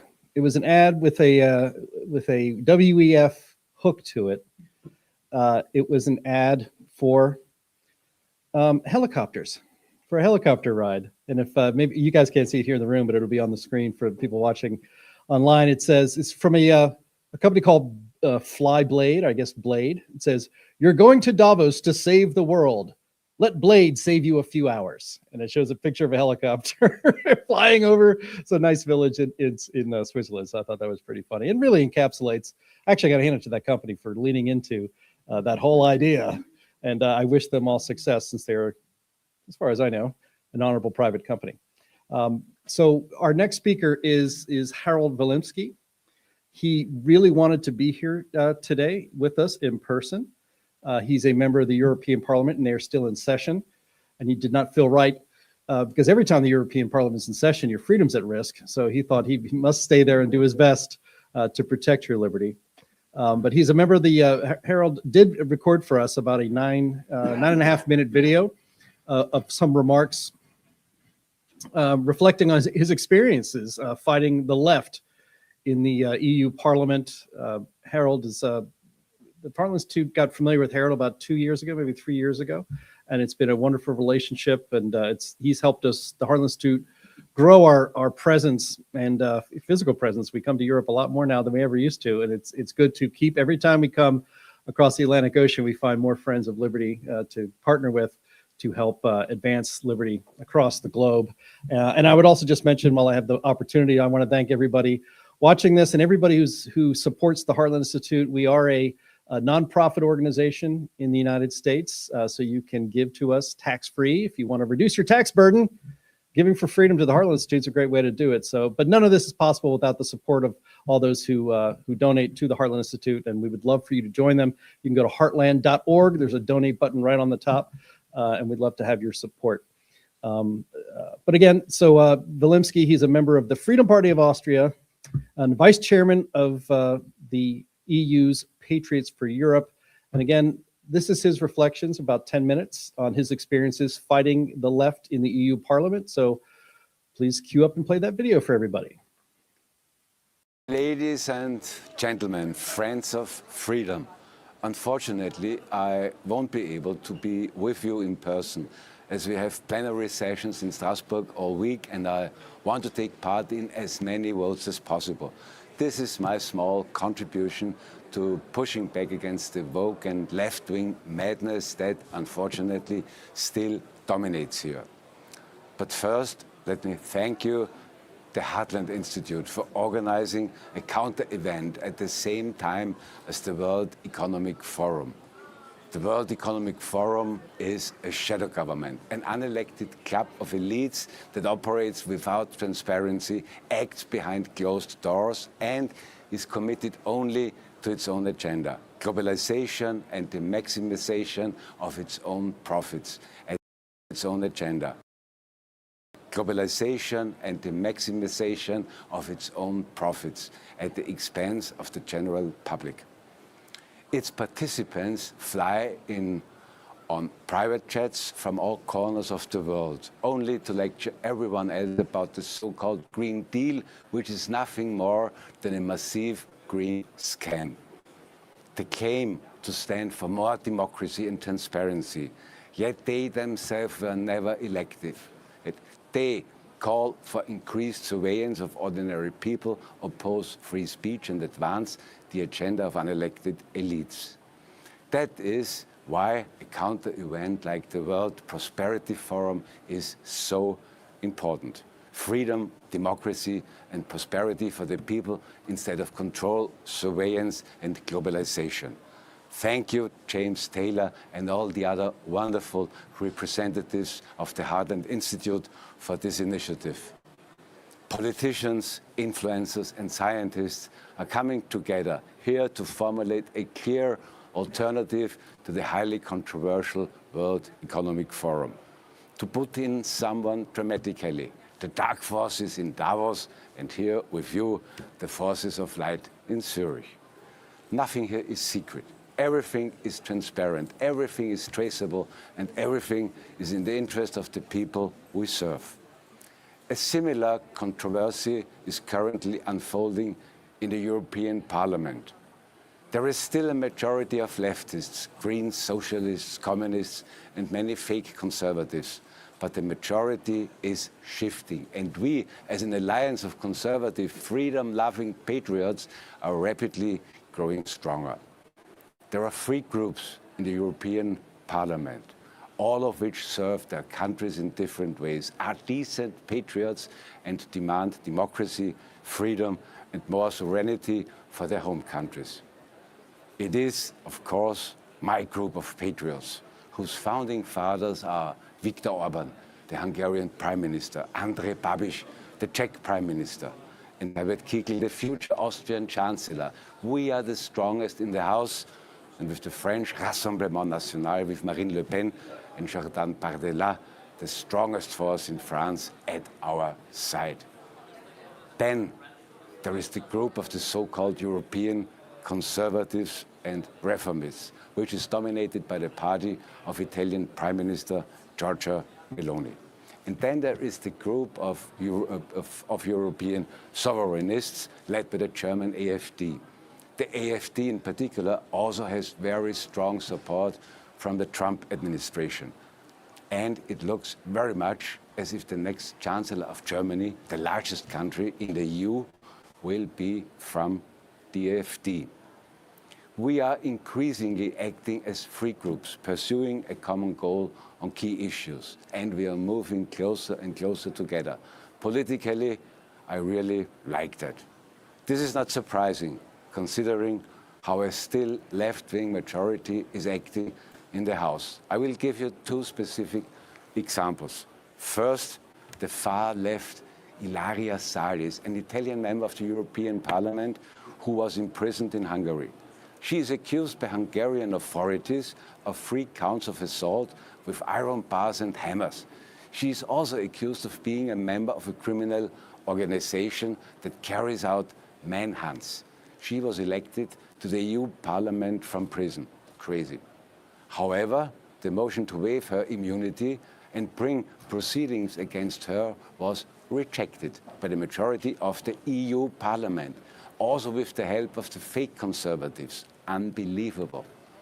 A second example, when Hungarian Prime Minister Viktor Orban gave a speech in the EU Parliament in the fall of 2024, a large group of left-wing members stood up and sang the song Bella Ciao, loudly, the unofficial anthem of the left-wing extremists. It has been a vast majority of lefts in the European Parliament support illegal mass migration. It is more or less the same majority in the European Parliament that fights against proven combustion engines and imposes new taxes and financial burdens on people in the name of the green scam. For decades, the so-called conservatives of the European People Party claimed to be the fortress against socialism. But look at them now. A majority of them turned to the left and share the radical agendas of the Greens and the socialists. In the US, they are called rhinos, Republicans in name only. And here in Europe, we call them pseudo-conservatives. They have merged with the left into a faceless unity party that rules Brussels with an iron fist. They prefer to break their own rules and bypass proportional representation just to silence the voices of 18 million patriotic Europeans. They call this defending values, but we know the truth. They only respect the law when it serves their own power interests. Ladies and gentlemen, in the US, a turning point has been reached, and with the election of Donald Trump, a new era has begun. Fighting the green scam, the swamp of left-wing NGOs, measures against illegal migration, against drug abuse and for healthy nutrition, and so much more. 2 genders only, just for example, and not around 70 genders like some European woke governments force us to believe in. In Europe, our alliance is growing stronger and more influential by the day. Our partners and friends are either already in government or leading the polls and on their way to taking responsibility very soon. And I can and will make one promise here. What we are going to do and what we are going to implement step by step is very simple to explain. Back to common sense. We are shifting power away from Brussels and back to our home countries, back to our real houses of parliaments and strengthening direct democracy. We want to work together in Europe at the level of the states, but we do not want to implement a communist central state. We will combat illegal migration and the abuse of asylum. We will expose the Green Deal for what it is, a green fraud and scam, and instead pursue a smart energy policy. We will expand a good partnership with the US. Europe needs the US and the US needs Europe. Globally, we are the Western force against China, India, and Africa. And together, we are unstoppable. We will fight to give people back their freedom, strengthen personal responsibility, and make prosperity possible for people again. We will try, as in the US, to positively influence people's eating habits and make them healthier again. We will end wokeism, which we have had to endure long enough. It is the job of the USA to make America great again, and it is our and a little bit my job to contribute to make Europe great again. And together, it is our job to make the West great again. Let's get this wonderful job done together. I wish the Congress in Zurich all the best and every success. Thank you.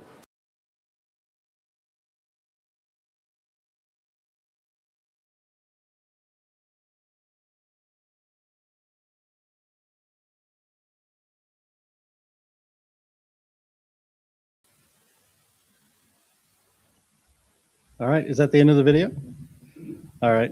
I want to apologize actually for the state of that video. It looked like our friend Harold was broadcasting to us from Mars on a phone line. I had stupidly tried to get the highest quality video I could into the stream, and we practiced it twice in this week, and it was just fine. So of course, when you do it live, it turns into garbage. The happy news is that if you follow the Heartland Institute's YouTube channel, Heartland Institute, it's not very hard to find. We will have a much better version of that uploaded to our channel, so you could check it out. I do trust that you heard all the words that Harold Walensky had said, because they were wonderful in that wonderful Austrian accent that every American movie fan knows by heart. It's nice to know that it is not unique to just one particular movie star individual. So I kind of tease Harold about that when I see him. So like I said, he wanted to be here, but he could not. We have no more. We have no more speakers with some things to. Go ahead. That's all right. Been here for a couple hours, so people have to go outside. So those are all the presentations that we have for today. This is the part of our program that is going to be happening every day, Monday through Friday, in which we take questions and kind of discuss what was set up here today. We're going to try to keep an eye on what's going on at the WEF, which we've done a little bit today. It did just get started, so there's not a whole lot of horrible things to comment on yet, but it's still early. I have a couple in my pocket right now, but you can tell me, Keely, if anybody has questions in the chat, and I can address those. You can just tell me that. I will start actually then. Donald Kendall over there. We were both. I actually asked Grok because I've been busy hosting this thing today, and so I asked Grok, "Hey, has anything controversial happened over at WF while I was busy today?" And Grok the AI said, "No, not yet. It's early," which is what you would expect. I'm not kidding. He did Grok. Gosh, what am I saying? It got to use some proper pronouns for AI, right? It said that there was some complaining about the dominance of the American dollar. That Europe doesn't like the dominance of the American dollar. China certainly doesn't like the dominance of the American dollar. And I think the WEF can do a lot better than that. So we're going to be keeping our eye on it to get something more controversial. Donald Kendall down here decided to search for a couple names on the WEF website. First one he searched for was John Kerry. No results came up in the WEF's website. I'm sure that's an oversight. He's on the phone right now wondering why his name is not coming up on that. So we may see about that later. He also searched the name Al Gore. He's on the board of directors, whatever they call it, WEF. So you would imagine he's actually on the agenda twice this week. Wednesday, which is Trump Day. So good for you, Al Gore. You're going to be completely overshadowed by the most famous man on the planet. He is going to be putting on a panel or a presentation called "How Can We Avert a Climate Recession?"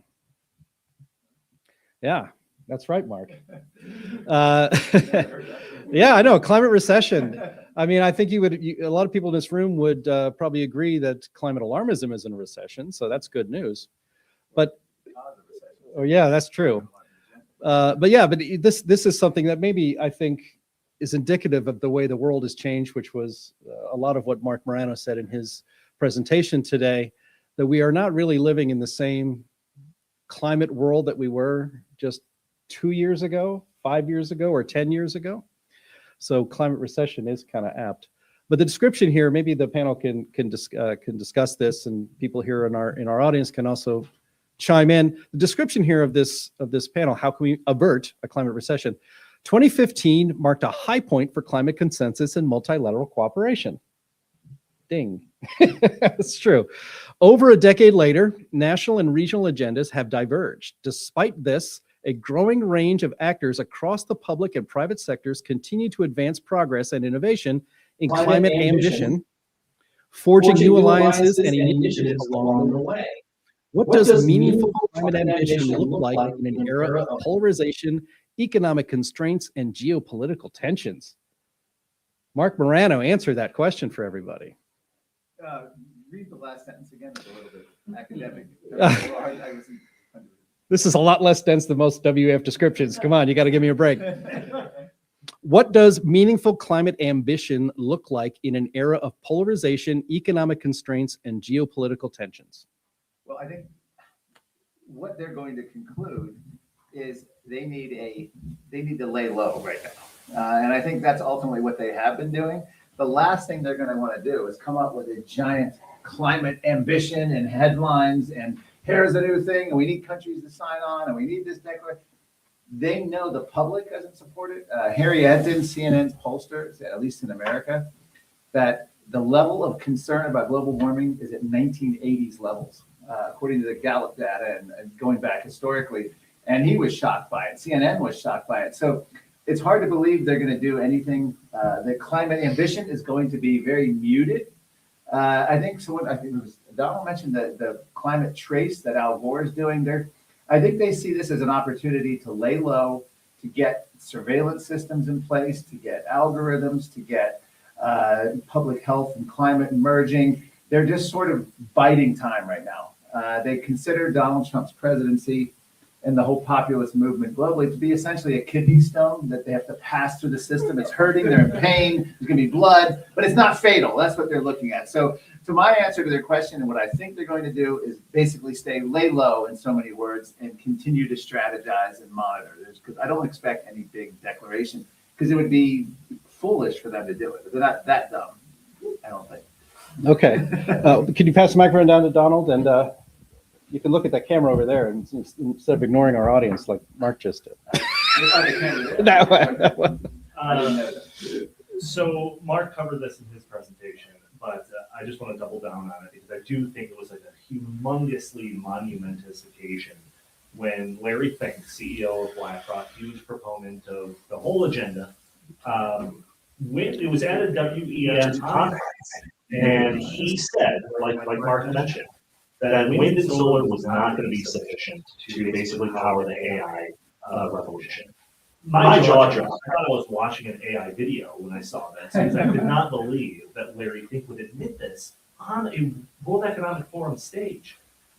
So I think the wheels are falling off the climate alarmist agenda. I think they're going to pivot.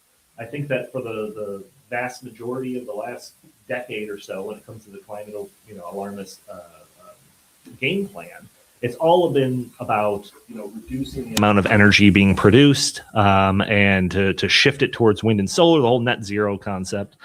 I think it's going to change. I think there's a realization that they need steady power, whether it's coming from fossil fuels or maybe they're going to pivot towards nuclear or something like that. But they're gonna need it to pursue the AI ambitions. And I think that AI is absolutely necessary for all of the things that I mentioned, this kind of 21st century version of a command economy. So I believe that the strategy going forward is going to be more about the control, not the control of energy, but the control of people. One of the things that I really glossed over because I feel like I was running out of time in my presentation was the idea, some of these ideas come out of the World Economic Forum that sound crazy, but it's kind of relative to the 15-minute cities or the smart city concept, where they go really in depth into the amount of control that they would have on people, including, the amount of energy that they're using in terms of the 15-minute cities, where you can go on what certain days you're allowed to drive on certain roads. It seems crazy, but it's fully admitted in all of these different things that they talk about when it comes to smart cities. But the most egregious example, and this just shows you how down to the minute details of control that they want over people. There is a thing in an article. It's a breakdown of what a smart city looks like. This is on the World Economic Forum website. They tend to take down a lot of stuff that we talk about when it comes to the World Economic Forum. This is still up there. I checked it this morning. But there was a breakdown of what smart cities look like. And one of the most insane examples is this concept called don'tflush.me. And this is reading off of their website. It says the idea behind this project is to use sensors measuring levels of combined sewer overflows and an SMS alert system to enable local residents to reduce their wastewater production before and during an overflow event to avoid polluting their local waterways. So basically what this is saying is that they'll send you a text message when you're allowed to flush the toilet. So this is the amount of control that they want over people. So yeah, I think this is kind of the strategy going forward. Anything to add with that? No, Donald covered it. Yeah, this one, I mean, it really does. It gets pretty crazy. And what you were saying about them taking stuff down off the website right away, Mark had clips from that or screenshots from that video that they posted on their Facebook with the you'll own nothing and be happy. You'll only eat meat as a occasional treat, not a staple, I think is the exact wording that they used. They took that one down from their website and from a whole bunch of other places too, but it's still up on Facebook. It just doesn't have any audio for some reason. No, that's often an article that I cite frequently, and they did take that, in the future you'll own nothing and be happy. They took that off their website. The author actually explained that she wanted them to take it down because it caused so much controversy. So when I reference it and I link to it, I have to find the Internet Wayback Machine version of it, which I have the link. So if you need the actual original document, I could find it. By the way, archive.org, which is the Wayback Machine, I've always wondered how long that's going to be allowed to, be unfettered. It seems to be uncorrupted by the censorship, the global censorship movement. It's amazing. Archive.org. By the way, you can find New York Times, Wall Street Journal, any major BBC, anything that requires a login, you can just find the version of it on archive.org. It's a little tip if you ever want to read an article like that. I just wanted to add one thing about the climate ambition. I gave an optimistic presentation, but just keep in mind, we've had at least 3.5 decades of billionaire funding, foundation funding, media, corporate, academia, governments, children indoctrinated from kindergarten through college. So this movement climate agenda is not going to just go away. It's gonna go underground for a while, or so to speak, or lay low, but it's coming back. It'll come back with a vengeance. And just, you can't get that kind of decades of work, that kind of financing, that kind of structure, government, corporate, academic, to just disappear and like, oh, we move on. It's going to be redirected in some other way. And so we'll see where that ends up. Cool. We actually have a question in the room. Annika, right? Yeah. Yes. Go ahead. Ask your question. So, I mean, it sort of seems like they want to use technology to go backwards. With the wire sewers overflowing, I mean, don't we have more technologically advanced systems than that? And some of the other things that you mentioned.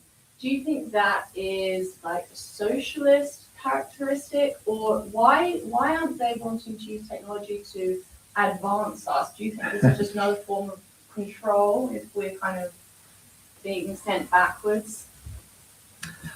I believe that advancement like that, whether it's technological, whether it's just a new advancements in industry, it represents a destabilization of the control that is already had by the ruling class. So anytime that there's a new technology on the horizon, whether it was the internet when it first came online, whether it was social media, all of these things were very destabilizing advancements for the, let's say for social media, for like the legacy media that was preceded it. All of a sudden, the Don Lemons of the world, the CNNs of the world didn't have as much influence as Joe Rogan. So all of those things represent a kind of a potential chaos to the order. So no, I don't think that. I think they see technological advancement as a threat that needs to be dealt with, and they need to manage it. One of the things that I was talking about, I talk about artificial intelligence a lot. I'm super into artificial intelligence, but I'm very weary of how it could be manipulated and controlled. And one of the analogies that I came up with was this idea that, if the ruling class knew how disruptive the internet would be, I feel like it would have been regulated before it got out of the cradle. And so I think they learned their lesson that time, and I'm fearful that they are doing so. You already see the European Union AI Act, which is an attempt to regulate artificial intelligence, very similar to what I was talking about with the CSDDD. It's written with very extraterritorial way, where it's a EU law, but it applies to AI companies around the world. Yeah, and again, this is speaking to how disruptive the internet is. You know what one of the major points at Davos this year is? Handling misinformation online from the public and from influencers and that kind of thing, of course. Yeah, and I was down at COP30 in Brazil last November, and the UN announced this initiative once again for global censorship on climate issues. In 2002 or 3, the UN communications director announced that they'd partnered with Google to make sure that you'd only get the returns that the United Nations considered feasible when you looked up climate change. This is one of their big issues. They need to control every aspect. Throughout history, the ruling class, the governing elite have tried to find reasons why the rest of us cannot be free. This is just the story of mankind. One of the most effective ways, by the way, of crushing freedom and justifying this type of control is by declaring emergencies all the time, whether it's declaration of terrorism emergency, whether it's a viral emergency, whether it's a climate emergency, whether it's any emergency. This is what historical analysis has shown. Most of civil liberties have been violated during these times of emergency/crisis. So whenever they can get a crisis, and they call misinformation a crisis, justification for controlling it. So it's an eternal struggle. There's a concentration of power here as well, and so AI is a double-edged sword, though, just because they want it to be automated. They want it to take over jobs. I already mentioned Yuval Harari sees it as an opportunity to put the useless eaters in their place. So it is something that we have to be very wary of. And it is not, Orwell was a prophet on this sort of dystopian future. But I also think that humanity, and maybe I'm guilty of this myself, always has a way of fearing any kind of change, any kind of new technologies. There's always pros and cons. There's always a dystopian vision versus a positive vision. So, it's always hard to say, is AI going to be is completely take over jobs and everything else? I don't know. And then you can always come up with ways they can control it. But like you mentioned about the internet was completely destabilizing to the ruling class, global elite. And I remember back in the 90s calling it the information superhighway, and it was going to change, those heady days, when I had my first, 1995, I had my first AOL. By the way, my email is still AOL.com. I haven't given up. I don't pay anymore, but it's very kitschy to have that. I got two more examples. These are my favorite examples. So I'm going to get like the specifics of these wrong, but the general gist of it's right. It was back in like the 70s, I believe. There was two scientists at like the University of Utah, something like this. And they felt that they came out with a breakthrough for cold fusion. And they were touting it as like, oh, this is the potential for like free, limitless, totally sustainable, non-polluting energy. And you would think everyone in this room would be like, wow, that's amazing. That would be fantastic. That could unleash amazing prosperity. And then you would even think that the environmentalists, that free, pollution-free energy, that'd be great. No, that was not their reaction. Paul Ehrlich came out and said that free energy would be like giving an idiot child a machine gun. That's what they think about this. The energy being the foundation for the economy. Everything's built on energy. It's the bedrock of the economy. They think that freeing that up in like a limitless way would be like giving an idiot child a machine gun. A similar in that tone than my other example is the Sierra Club. Back when I was an intern at the Heartland Institute, I was very curious what environmentalists thought about nuclear power because it was, carbon neutral or whatever. So I thought maybe they would be in favor of that, but I never hear them talking about it. It's always wind and solar. So I remember going to the Sierra Club website. This is pre-2016 because they took this down since then. And I looked up, their stance on nuclear energy. And it basically said that they were against it until we have certain safeguards that prevent, any potential danger and unnecessary economic growth. And I have never heard of that term before. Unnecessary economic growth. I have never heard of that before, but that is another one of these things where I have that saved in my archive.org, list of things that have been taken down off the internet. Well, you'll notice since the AI stuff and since these guys are all investing heavily into AI and all the energy that it's going to take to power it, you don't hear the word degrowth as much as you did a couple of years ago. Strategic degrowth. In fact, I think it was the Atlantic magazine or one of them came out against degrowth, which was shocking. That because again, that's not good PR. You mentioned Paul Ehrlich, or no, it's John Holdren in 1975 did an op-ed about too much energy too soon is the most dangerous thing that the world faced. And he lamented people getting in their car, driving to the grocery store, getting a 6-pack of beer and driving back home. They think that left to our own devices, we will create a world of inequity, racism, viruses out of control, create climate catastrophes. So they see us truly, when I say they, we're talking about the ruling class, the people in Davos this week, see us as essentially the unwashed masses who need their enlightenment, education, expertise to control us, because otherwise we will destroy the world, we will destroy ourselves. We're like, these, again, unwashed masses is probably the best phrase. And that is how they sort of justify. And that's to bring COVID lockdown. Just remember the arrogance and the condensation in which they treated us. That's their true self. When I say they again, I'm talking about these global elites, which is an overused term, but the Davos ruling class, mindset. Mark, you missed my opening remarks. I said that exact same. Oh, sorry. I knew I got it from somewhere. Yeah, you did. You heard it. You heard it on your phone. All right. Mind meld. We have some questions from people in the chat on YouTube, which is fantastic. Which, by the way, happens all the time in the Heartland Institute. We do 2 live streams a week on Thursdays and Fridays, and we're always answering questions from the wonderful people in our chat. So thank you for this, and we'll see you here all week. This one I'm going to actually direct directly to Linnea. Can you cleanly process rare earth? Well, you certainly don't have to do what China does, which is just dumping all of the waste into this big lake that's open to the atmosphere and open to the ground and everything. It's just a total mess. Yes, I think you can, and we do. There are other places that process rare earths. It's just, China has 91% of it, but I think Brazil has a fair portion of what's left. And I don't think they're dumping toxins into their environment anywhere near to the scale that China would be, at least. So yeah, you absolutely can. It's just expensive. It's a lot there. It's a heavily chemical process most of the time, because it's not like, so my example would be this. If you have a bunch of chocolate chip cookies or something, and then you give them to someone and say, okay, take these chocolate chip cookies and pick out all the chocolate chips out of them. That's annoying, but it's not hard to do. You can do it. And then someone comes up to you and says, okay, now pick out all of the baking soda.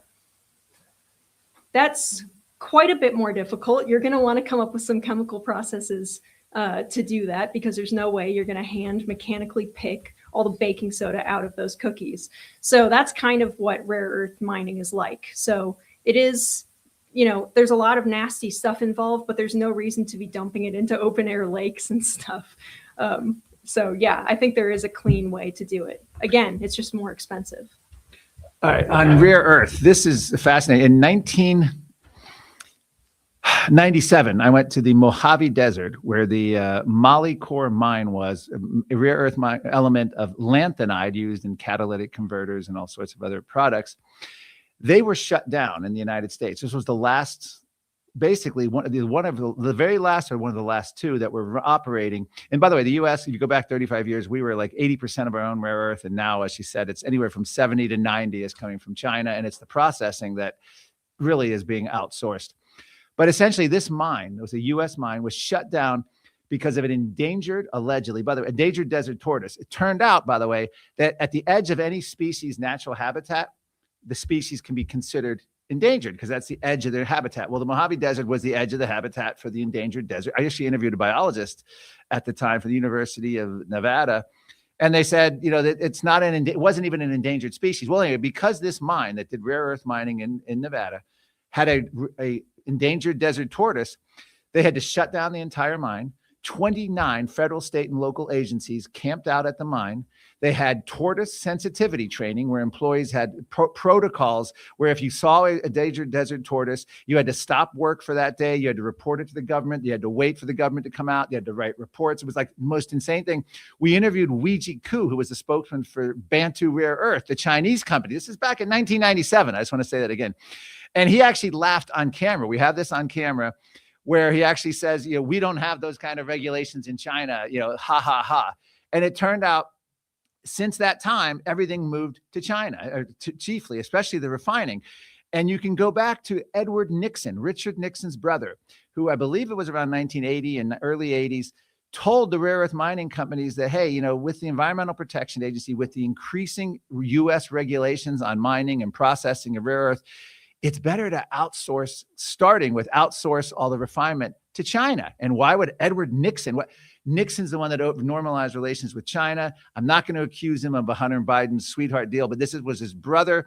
And I've researched this. It's multiple accounts. I'm not smearing the Nixon family, but essentially, Edward Nixon was involved. I'm assuming he got like a cut, but it ended up, this was one of the key reasons. And the stated reason by Edward Nixon was these companies can make a lot more money by outsourcing it, because they wouldn't have to deal with U.S. environmental regulations.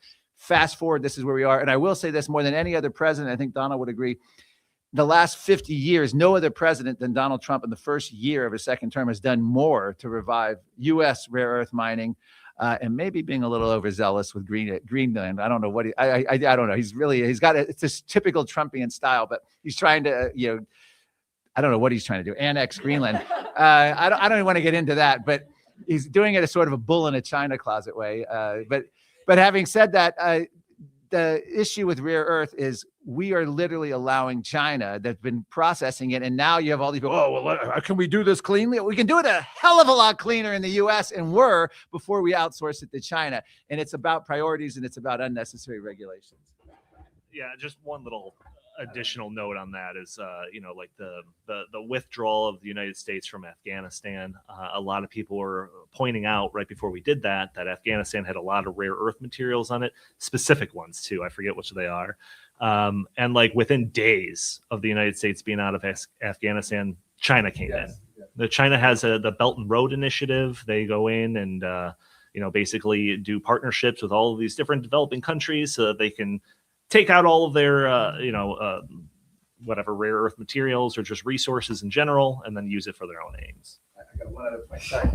This is my defense of China in Africa. If you're an African leader, and say in the Congo, or say in any country where you have resources, whether it's for any kind of rare earth mining and lithium, etc.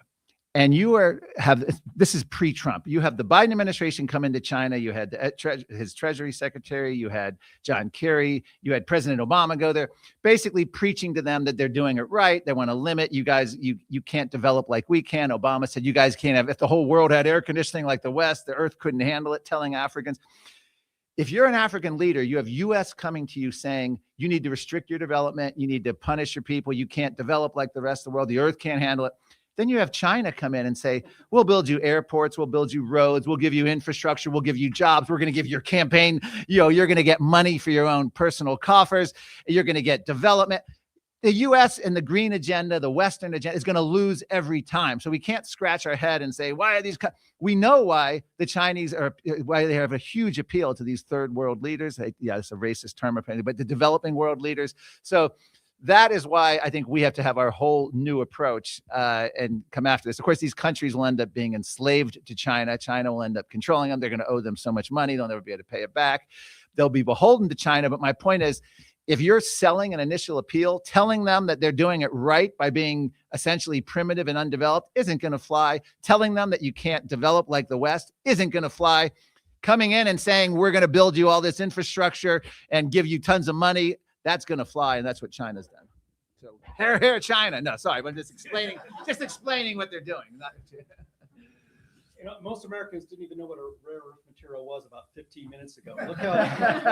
Look how passionate this one American, Mark Morano, is about it. I find that pretty impressive. It points to the quality of our panels all week. We have another question. This is from Ray Kwanzaa 2026. Is Heartland going to go to Davos and troll? The answer is yes, but the definitive answer of when is still in question. Yeah, so, I plan on going on Wednesday and having some fun. I'll be at Davos all day is my plan. yeah, if you're Mark, you're not supposed to tell him ahead of time. Sorry, that's right. Klaus Schwab is watching right now. For all of our friends, we're going on Wednesday. For all of our enemies, we're going on Wednesday because that'll make for better videos. So go. We'll have a GPS tracker on Mark so you can find him. Here's a question from Alex Pope 890. How many of you believe that the increase in AI is more for good or more for evil? I just don't look at that kind of technology like that. It really depends on how it's used, right? We talked about this on In the Tank. I mean, we've talked about this dozens of times on In the Tank at this point, but I think towards the beginning of last year, we talked about how one of the worst things that AI is probably going to be used for is in the medical industry, in decision making. Fairly confident that that's coming down the pike, especially, unfortunately, in countries that have socialized healthcare, like Canada or something, where, if where they have it kind of distributed, I guess. I'm trying to be delicate about it, but they have death panels in Canada, basically. And my biggest concern with an evil use of AI would be in deciding who gets what treatments based on all sorts of different economic considerations. That would be appalling. And I think that it's coming. Yeah. So when it comes to artificial intelligence, despite the fact that I talk about it and I write about it almost daily, I am completely like bipolar when it comes to this question. Depending on what day you find me, I could think that it's going to herald in a utopia and watch clips of Elon Musk talking about how we're going to not need to work anymore and all of these things. And then other days, I'm more sympathetic to the, Yuval Harari, who got basically a warning that we're going to be turned into useless eaters because of it. But I think that at the foundation, what I spend a lot of my time doing when it comes to artificial intelligence is basically trying to prevent what I was talking about with like the internet, where I don't want it to be controlled at the foundations and for them to insert a whole bunch of different ESG like metrics into why AI is coming up with the results or the answers that it's coming with. I think that there's wonderful things that are going to come from artificial intelligence. I'm sympathetic to the idea that it's going to cure diseases, or that it's going to allow for like the more efficient distribution of resources, even when it comes to healthcare. Even my biggest fear is that it's going to be coerced from the onset, and we're already seeing examples of this. I already mentioned the EU AI Act. There's already little silly examples that are coming out. One of the ones that I always talk about, it was from Google, and I'm blanking on the name of their image creating software, whatever Google's one is, Gemini maybe. Yeah, so there was a story that was going around. This is probably about a year ago, where people would punch in, generate an image of the founding fathers, and it would be, it would generate a picture of George Washington. But he'd be black, or they would have like, generate a picture of Nazi soldiers, and it would be like an assortment of Asian people. And we were like, well, this isn't accurate to what the facts are about who George Washington is, or who like the Nazis were. And Google had to come out and explain, like, oh, sorry, our bad. We altered the algorithm so that we would have more diverse outputs. And this was just kind of like a bad effect of it. So again, that's a silly example, but it shows that these ideological concepts that these kind of ruling class, big corporations have will infect the outputs of AI. So just imagine if AI companies started to embed these values that are found throughout the ESG metrics into their models, and what the outputs would be. I actually asked it just as a test. I put in a prompt that was basically saying, because of AI advancement, we're going to need, X amount % more energy production in the, oncoming years. What would be the best energy sources to power that? Now, we've already talked about Larry Fink that said that wind and solar would not be sufficient for that. But this prompt, I'm sure I was using ChatGPT or something, OpenAI's AI model, it came out and said, well, wind and solar would be, because it's sustainable. So, of course, that was coded into it. These are the things that it's being taught on, it's being trained on. So when, to Linnea's point, when healthcare decisions are being managed by artificial intelligence, when it's looking at all of these data points objectively, I think that there could be a lot of good that comes from it. But when it's subjectively and it's being altered by concepts of social justice, and it's determining who's going to get treatment based on, a number of different demographics, I think that's taken us down a terrible road, and I'm very fearful of it. All right, I'm going to give you a quick list of negative things. Why would you trust any product that's coming out of Mark Zuckerberg, Bill Gates, Jeff Bezos, etc.? Number one. Number two, AI is very manipulatable, and it's not how controllable is the question of where it's going to be in the future. Number four would be the data centers look like Soviet era architecture. I live in Virginia, which is the #1 state for data centers, and my utility bills have gone up. I know people, it's a kind of a debate whether it's red states only or blue states that are seeing this, and it has to do with underlying energy policy. But the bottom line is they are draining power grids, I believe, putting a major resource drain on it. Having said that, these buildings, first of all, architecture that's ugly is a blight on the landscape. And you drive around and it's all along the highway throughout Virginia, wealthy areas, poor areas. Every local politician runs on the premise of stopping data centers. And then they always go through. I think it's money in politics there that's making, I'm sounding a little bit like Bernie Sanders here, but I want to give the good case against it. And so what's going to end up, I think, is fearful is the history of technology has always been, whether it's going to be the master or whether it's going to be controllable. I think, and this is part of what part of the Trump administration is trying to do, is sort of break up some of the big tech oligarchy, so to speak. Again, a Bernie Sanders AOC term. But I think, I'm afraid my fear would center around them just absolute control. I don't like the Trump administration, GOP Congress pushing this 10-year moratorium on. I don't follow it that close. You might have more on that, but the regulation where states can't regulate AI data centers, I think that's seems to be against federalism, seems to be pro monopoly, which I don't like. So having said all that, I think that everything that looks insurmountable and scary, once it happens, the will of the people has to get together. You have to focus. Look at how far we've come, collapsing the COVID agenda, the climate agenda. So I think it's all workable, but I'm just trying to give you that there is a lot to be looking at. And one Fox News host actually said the data centers are the new windmills, sort of this heralding of a new age. And I actually believe, without evidence, I'll just state that up front, that within 5 to 10, 15 years, they're going to have a new method. I know the Chinese model, they won't need these data centers. I think we're going to see a lot of abandoned, ugly Soviet era structures sitting around in the US, and they're going to be hard to repurpose. So that's my negative Nelly on AI. Well, I sure hope AI is not the new windmills, because windmills suck. And I want AI to be good.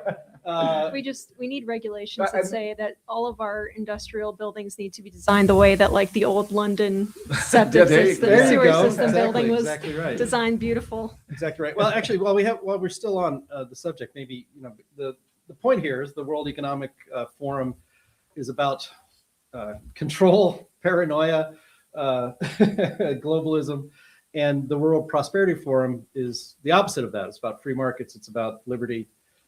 It's about sensible policies that work. I mean, on the podcast that Heartland Institute hosted just the other day, it wasn't an original thought of mine, but I saw it. Frankly, I saw it on X. I thought I'd bring it to the podcast. That tradition, all tradition is experiments that work, and worked a long time ago. So you don't have to try something new. But in that regard, before we leave the question of AI, what is Donnie might know this. I'm putting you on the spot. I hope you do. But what is the WEF's basically position and outlook and vision for artificial intelligence, and how does that differ from, I would imagine, and you can correct me if I'm wrong, but a more free market oriented outlook on AI in its future? Well, you know what? I was looking through the Davos agenda,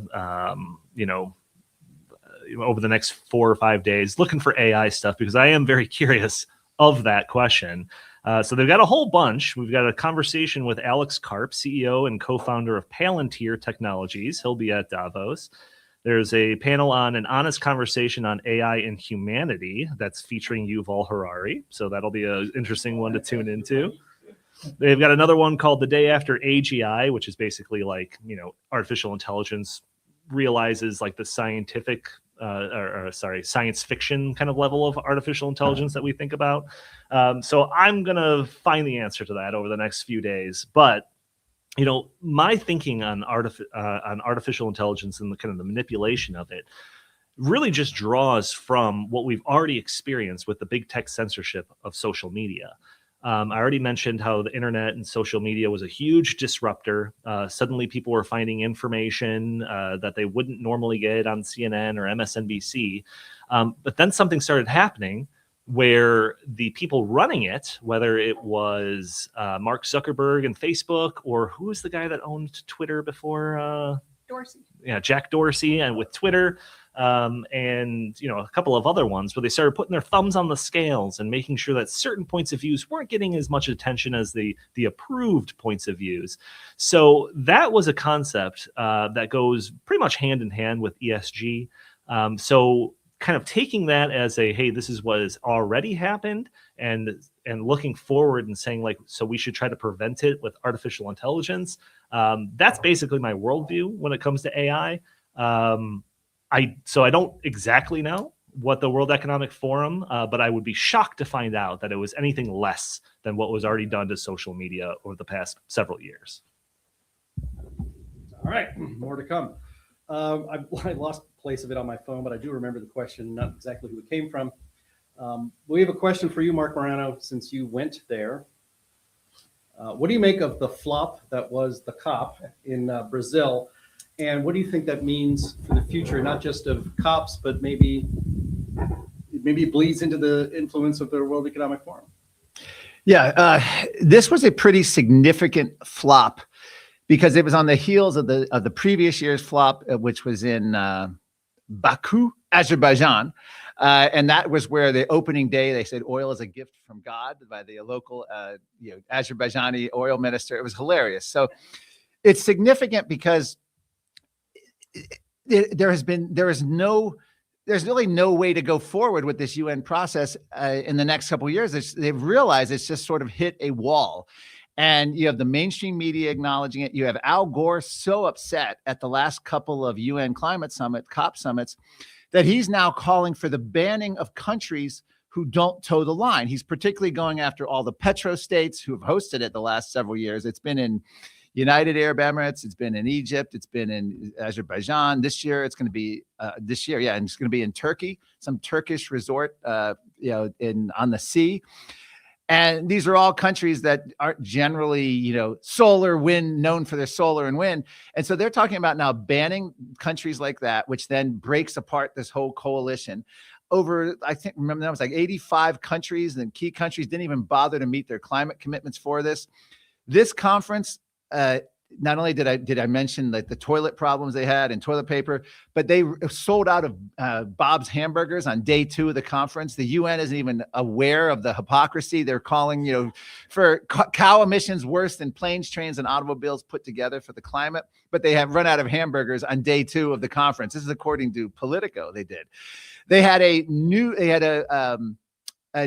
PETA showed up to protest agriculture, animal eating, and they were promising this big nude protest in front of COP30. Well, it turns out the lady had body paint, but she was wearing a bathing suit, which was funny because then even people were saying, oh, well, it's even the nudity was fake at this UN climate COP30.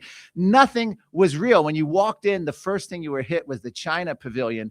The China pavilion was this massive pavilion that was standing room only. They had a book by Xi Jinping. They had Chinese flags all over the place. It was like China was just smiling over the whole UN conference because all the UN summit believes that China is the most green country in the world. As I mentioned, they're building 2 coal plants a week, and they're benefiting from this whole agenda. But, you had Gavin Newsom show up. You had Senator Whitehouse show up. And his big complaint, when he actually did a press conference, that the U.S. State Department wouldn't pay for his trip down there. Now, as a Senate staffer, I would go to these summits. I went to Bali, Indonesia, $18,000 round trip, first class. I had my own. This was working for Senator James Inhofe at the time. I had my own bed, my own sleep pod on the plane, Cathay Pacific flying. This is how the government is used to it. But he had to get outside funding, Senator Whitehouse from Rhode Island. So he was complaining about that. It was just such a disaster. Al Gore showed up not to promote climate fears or anything. He showed up to attack Bill Gates. He said Bill Gates was foolish. Bill Gates was being bullied by Donald Trump. Bill Gates was silly. He started calling Bill Gates names at this summit. Never on my card to see Al Gore criticizing Bill Gates.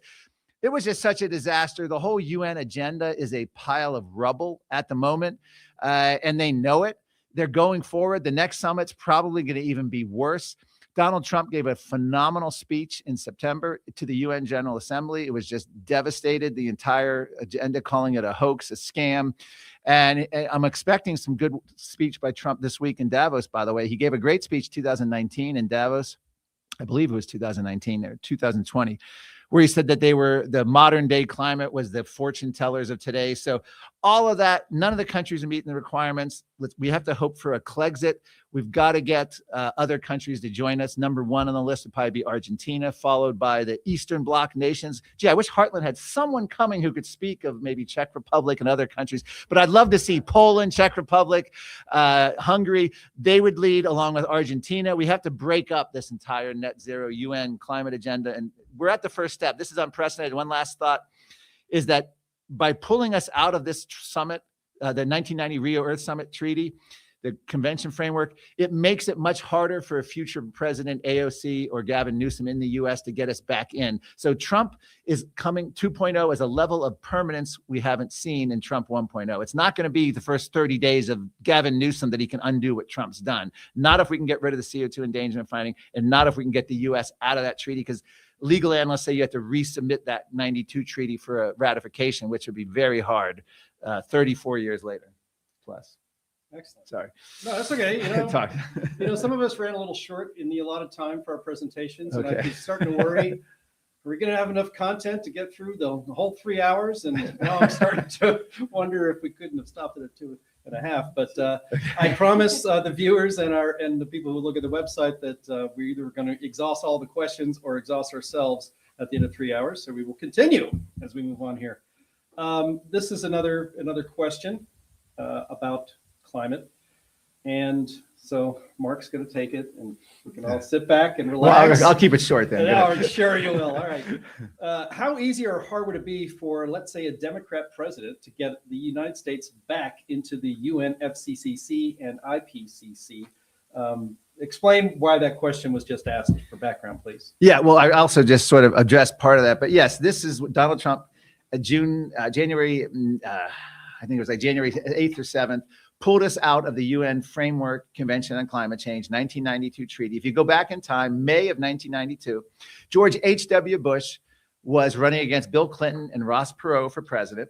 He wanted to appear green, so he flew down to the Rio Earth Summit, and we were assured by his then chief of staff, John Sununu, don't worry, nothing we sign, nothing's going to be binding. George H.W. Bush signed on to the Rio Earth Summit Treaty, the UN Convention Framework. The Senate ratified the treaty. This got the United States into Agenda 21, Sustainable Development, turned into Agenda 2030. This got us into the UN annual climate summits. This got us deep into the whole UN agenda, which led to the Paris Climate Accords, net zero. It led to just everything that's happened with this growth of the climate agenda. So what Donald Trump did, and according to legal analysts, Politico has written about this, and other lawyers, and it is legal dispute. It's kind of like economists disagree, lawyers disagree. But the gist is, if we pull out of this framework, it makes it so that the next president is going to, in order to either have to re-sign it or resubmit it, you're going to need Senate ratification. Now, there's already question by but climate activists saying Trump's not pulling out correctly.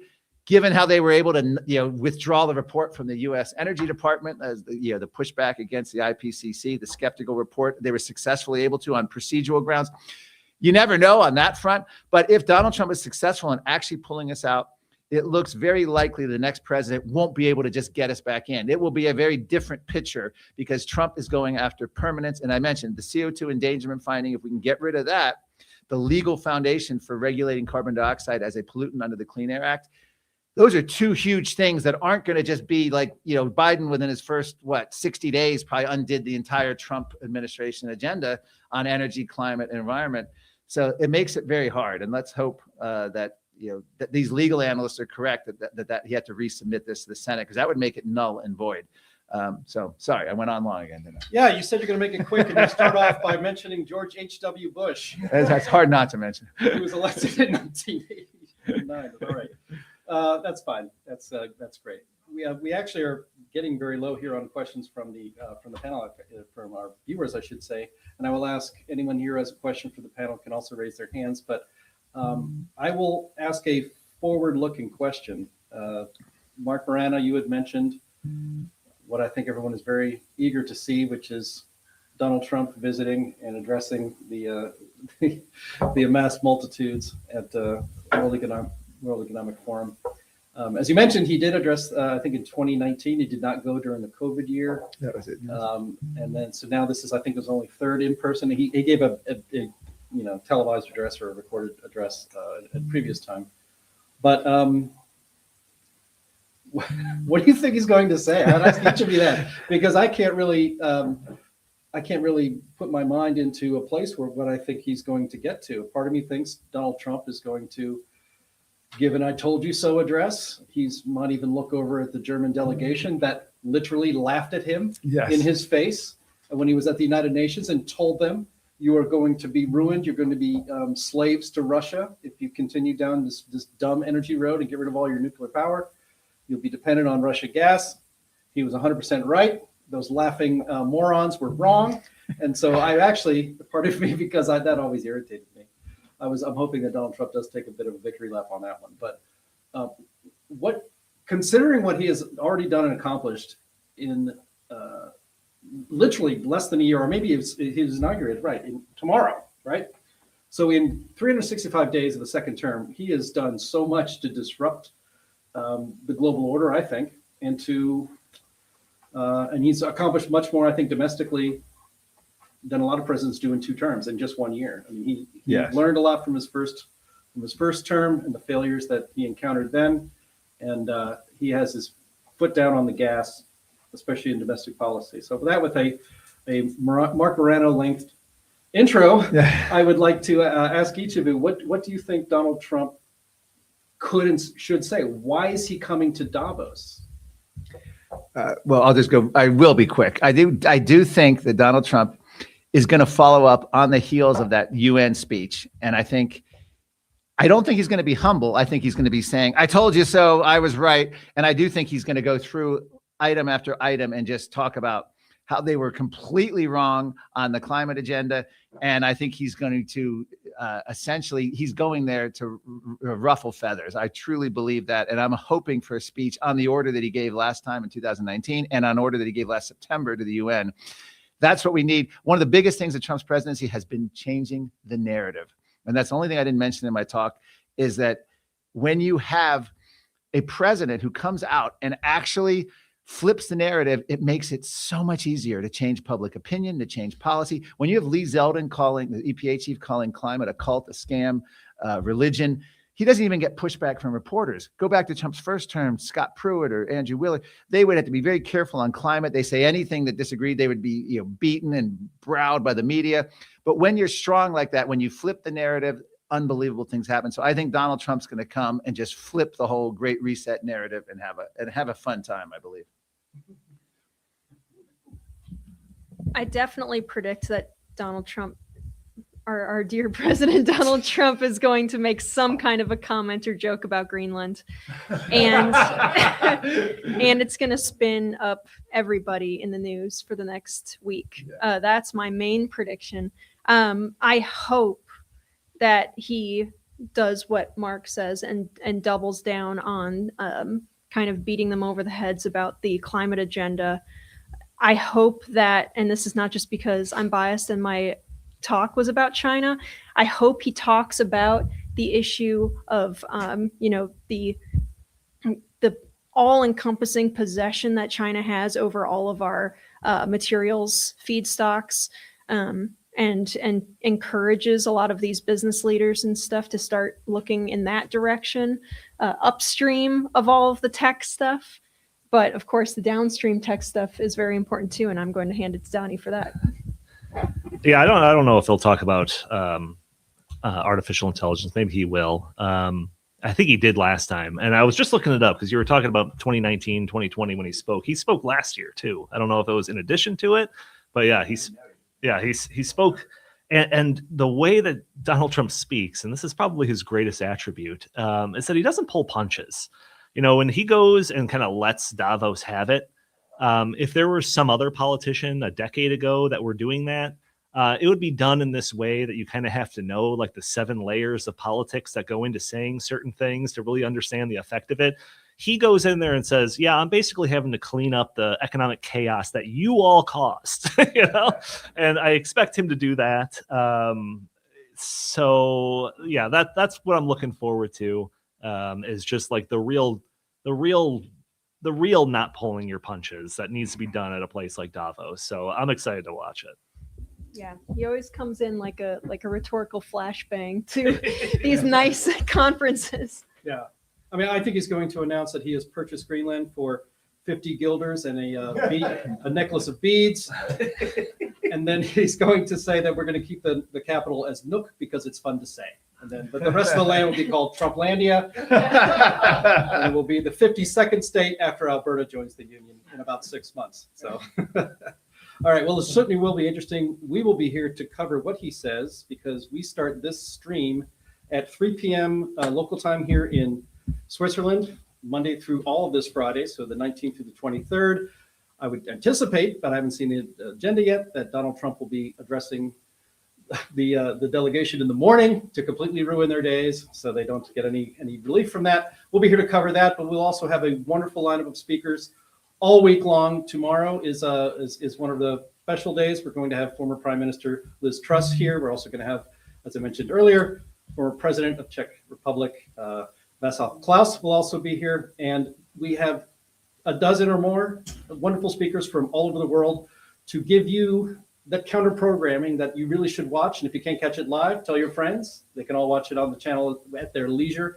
But this is the kind of programming you need that talks about prosperity and freedom and not economic ruin and control, which is what you get down in Davos. So thank you, everyone, for being in this room with me today. Thank you, everyone watching online and on the stream. And we will see you again tomorrow, 9 a.m. Eastern, 3 p.m. Central European time. Bye-bye.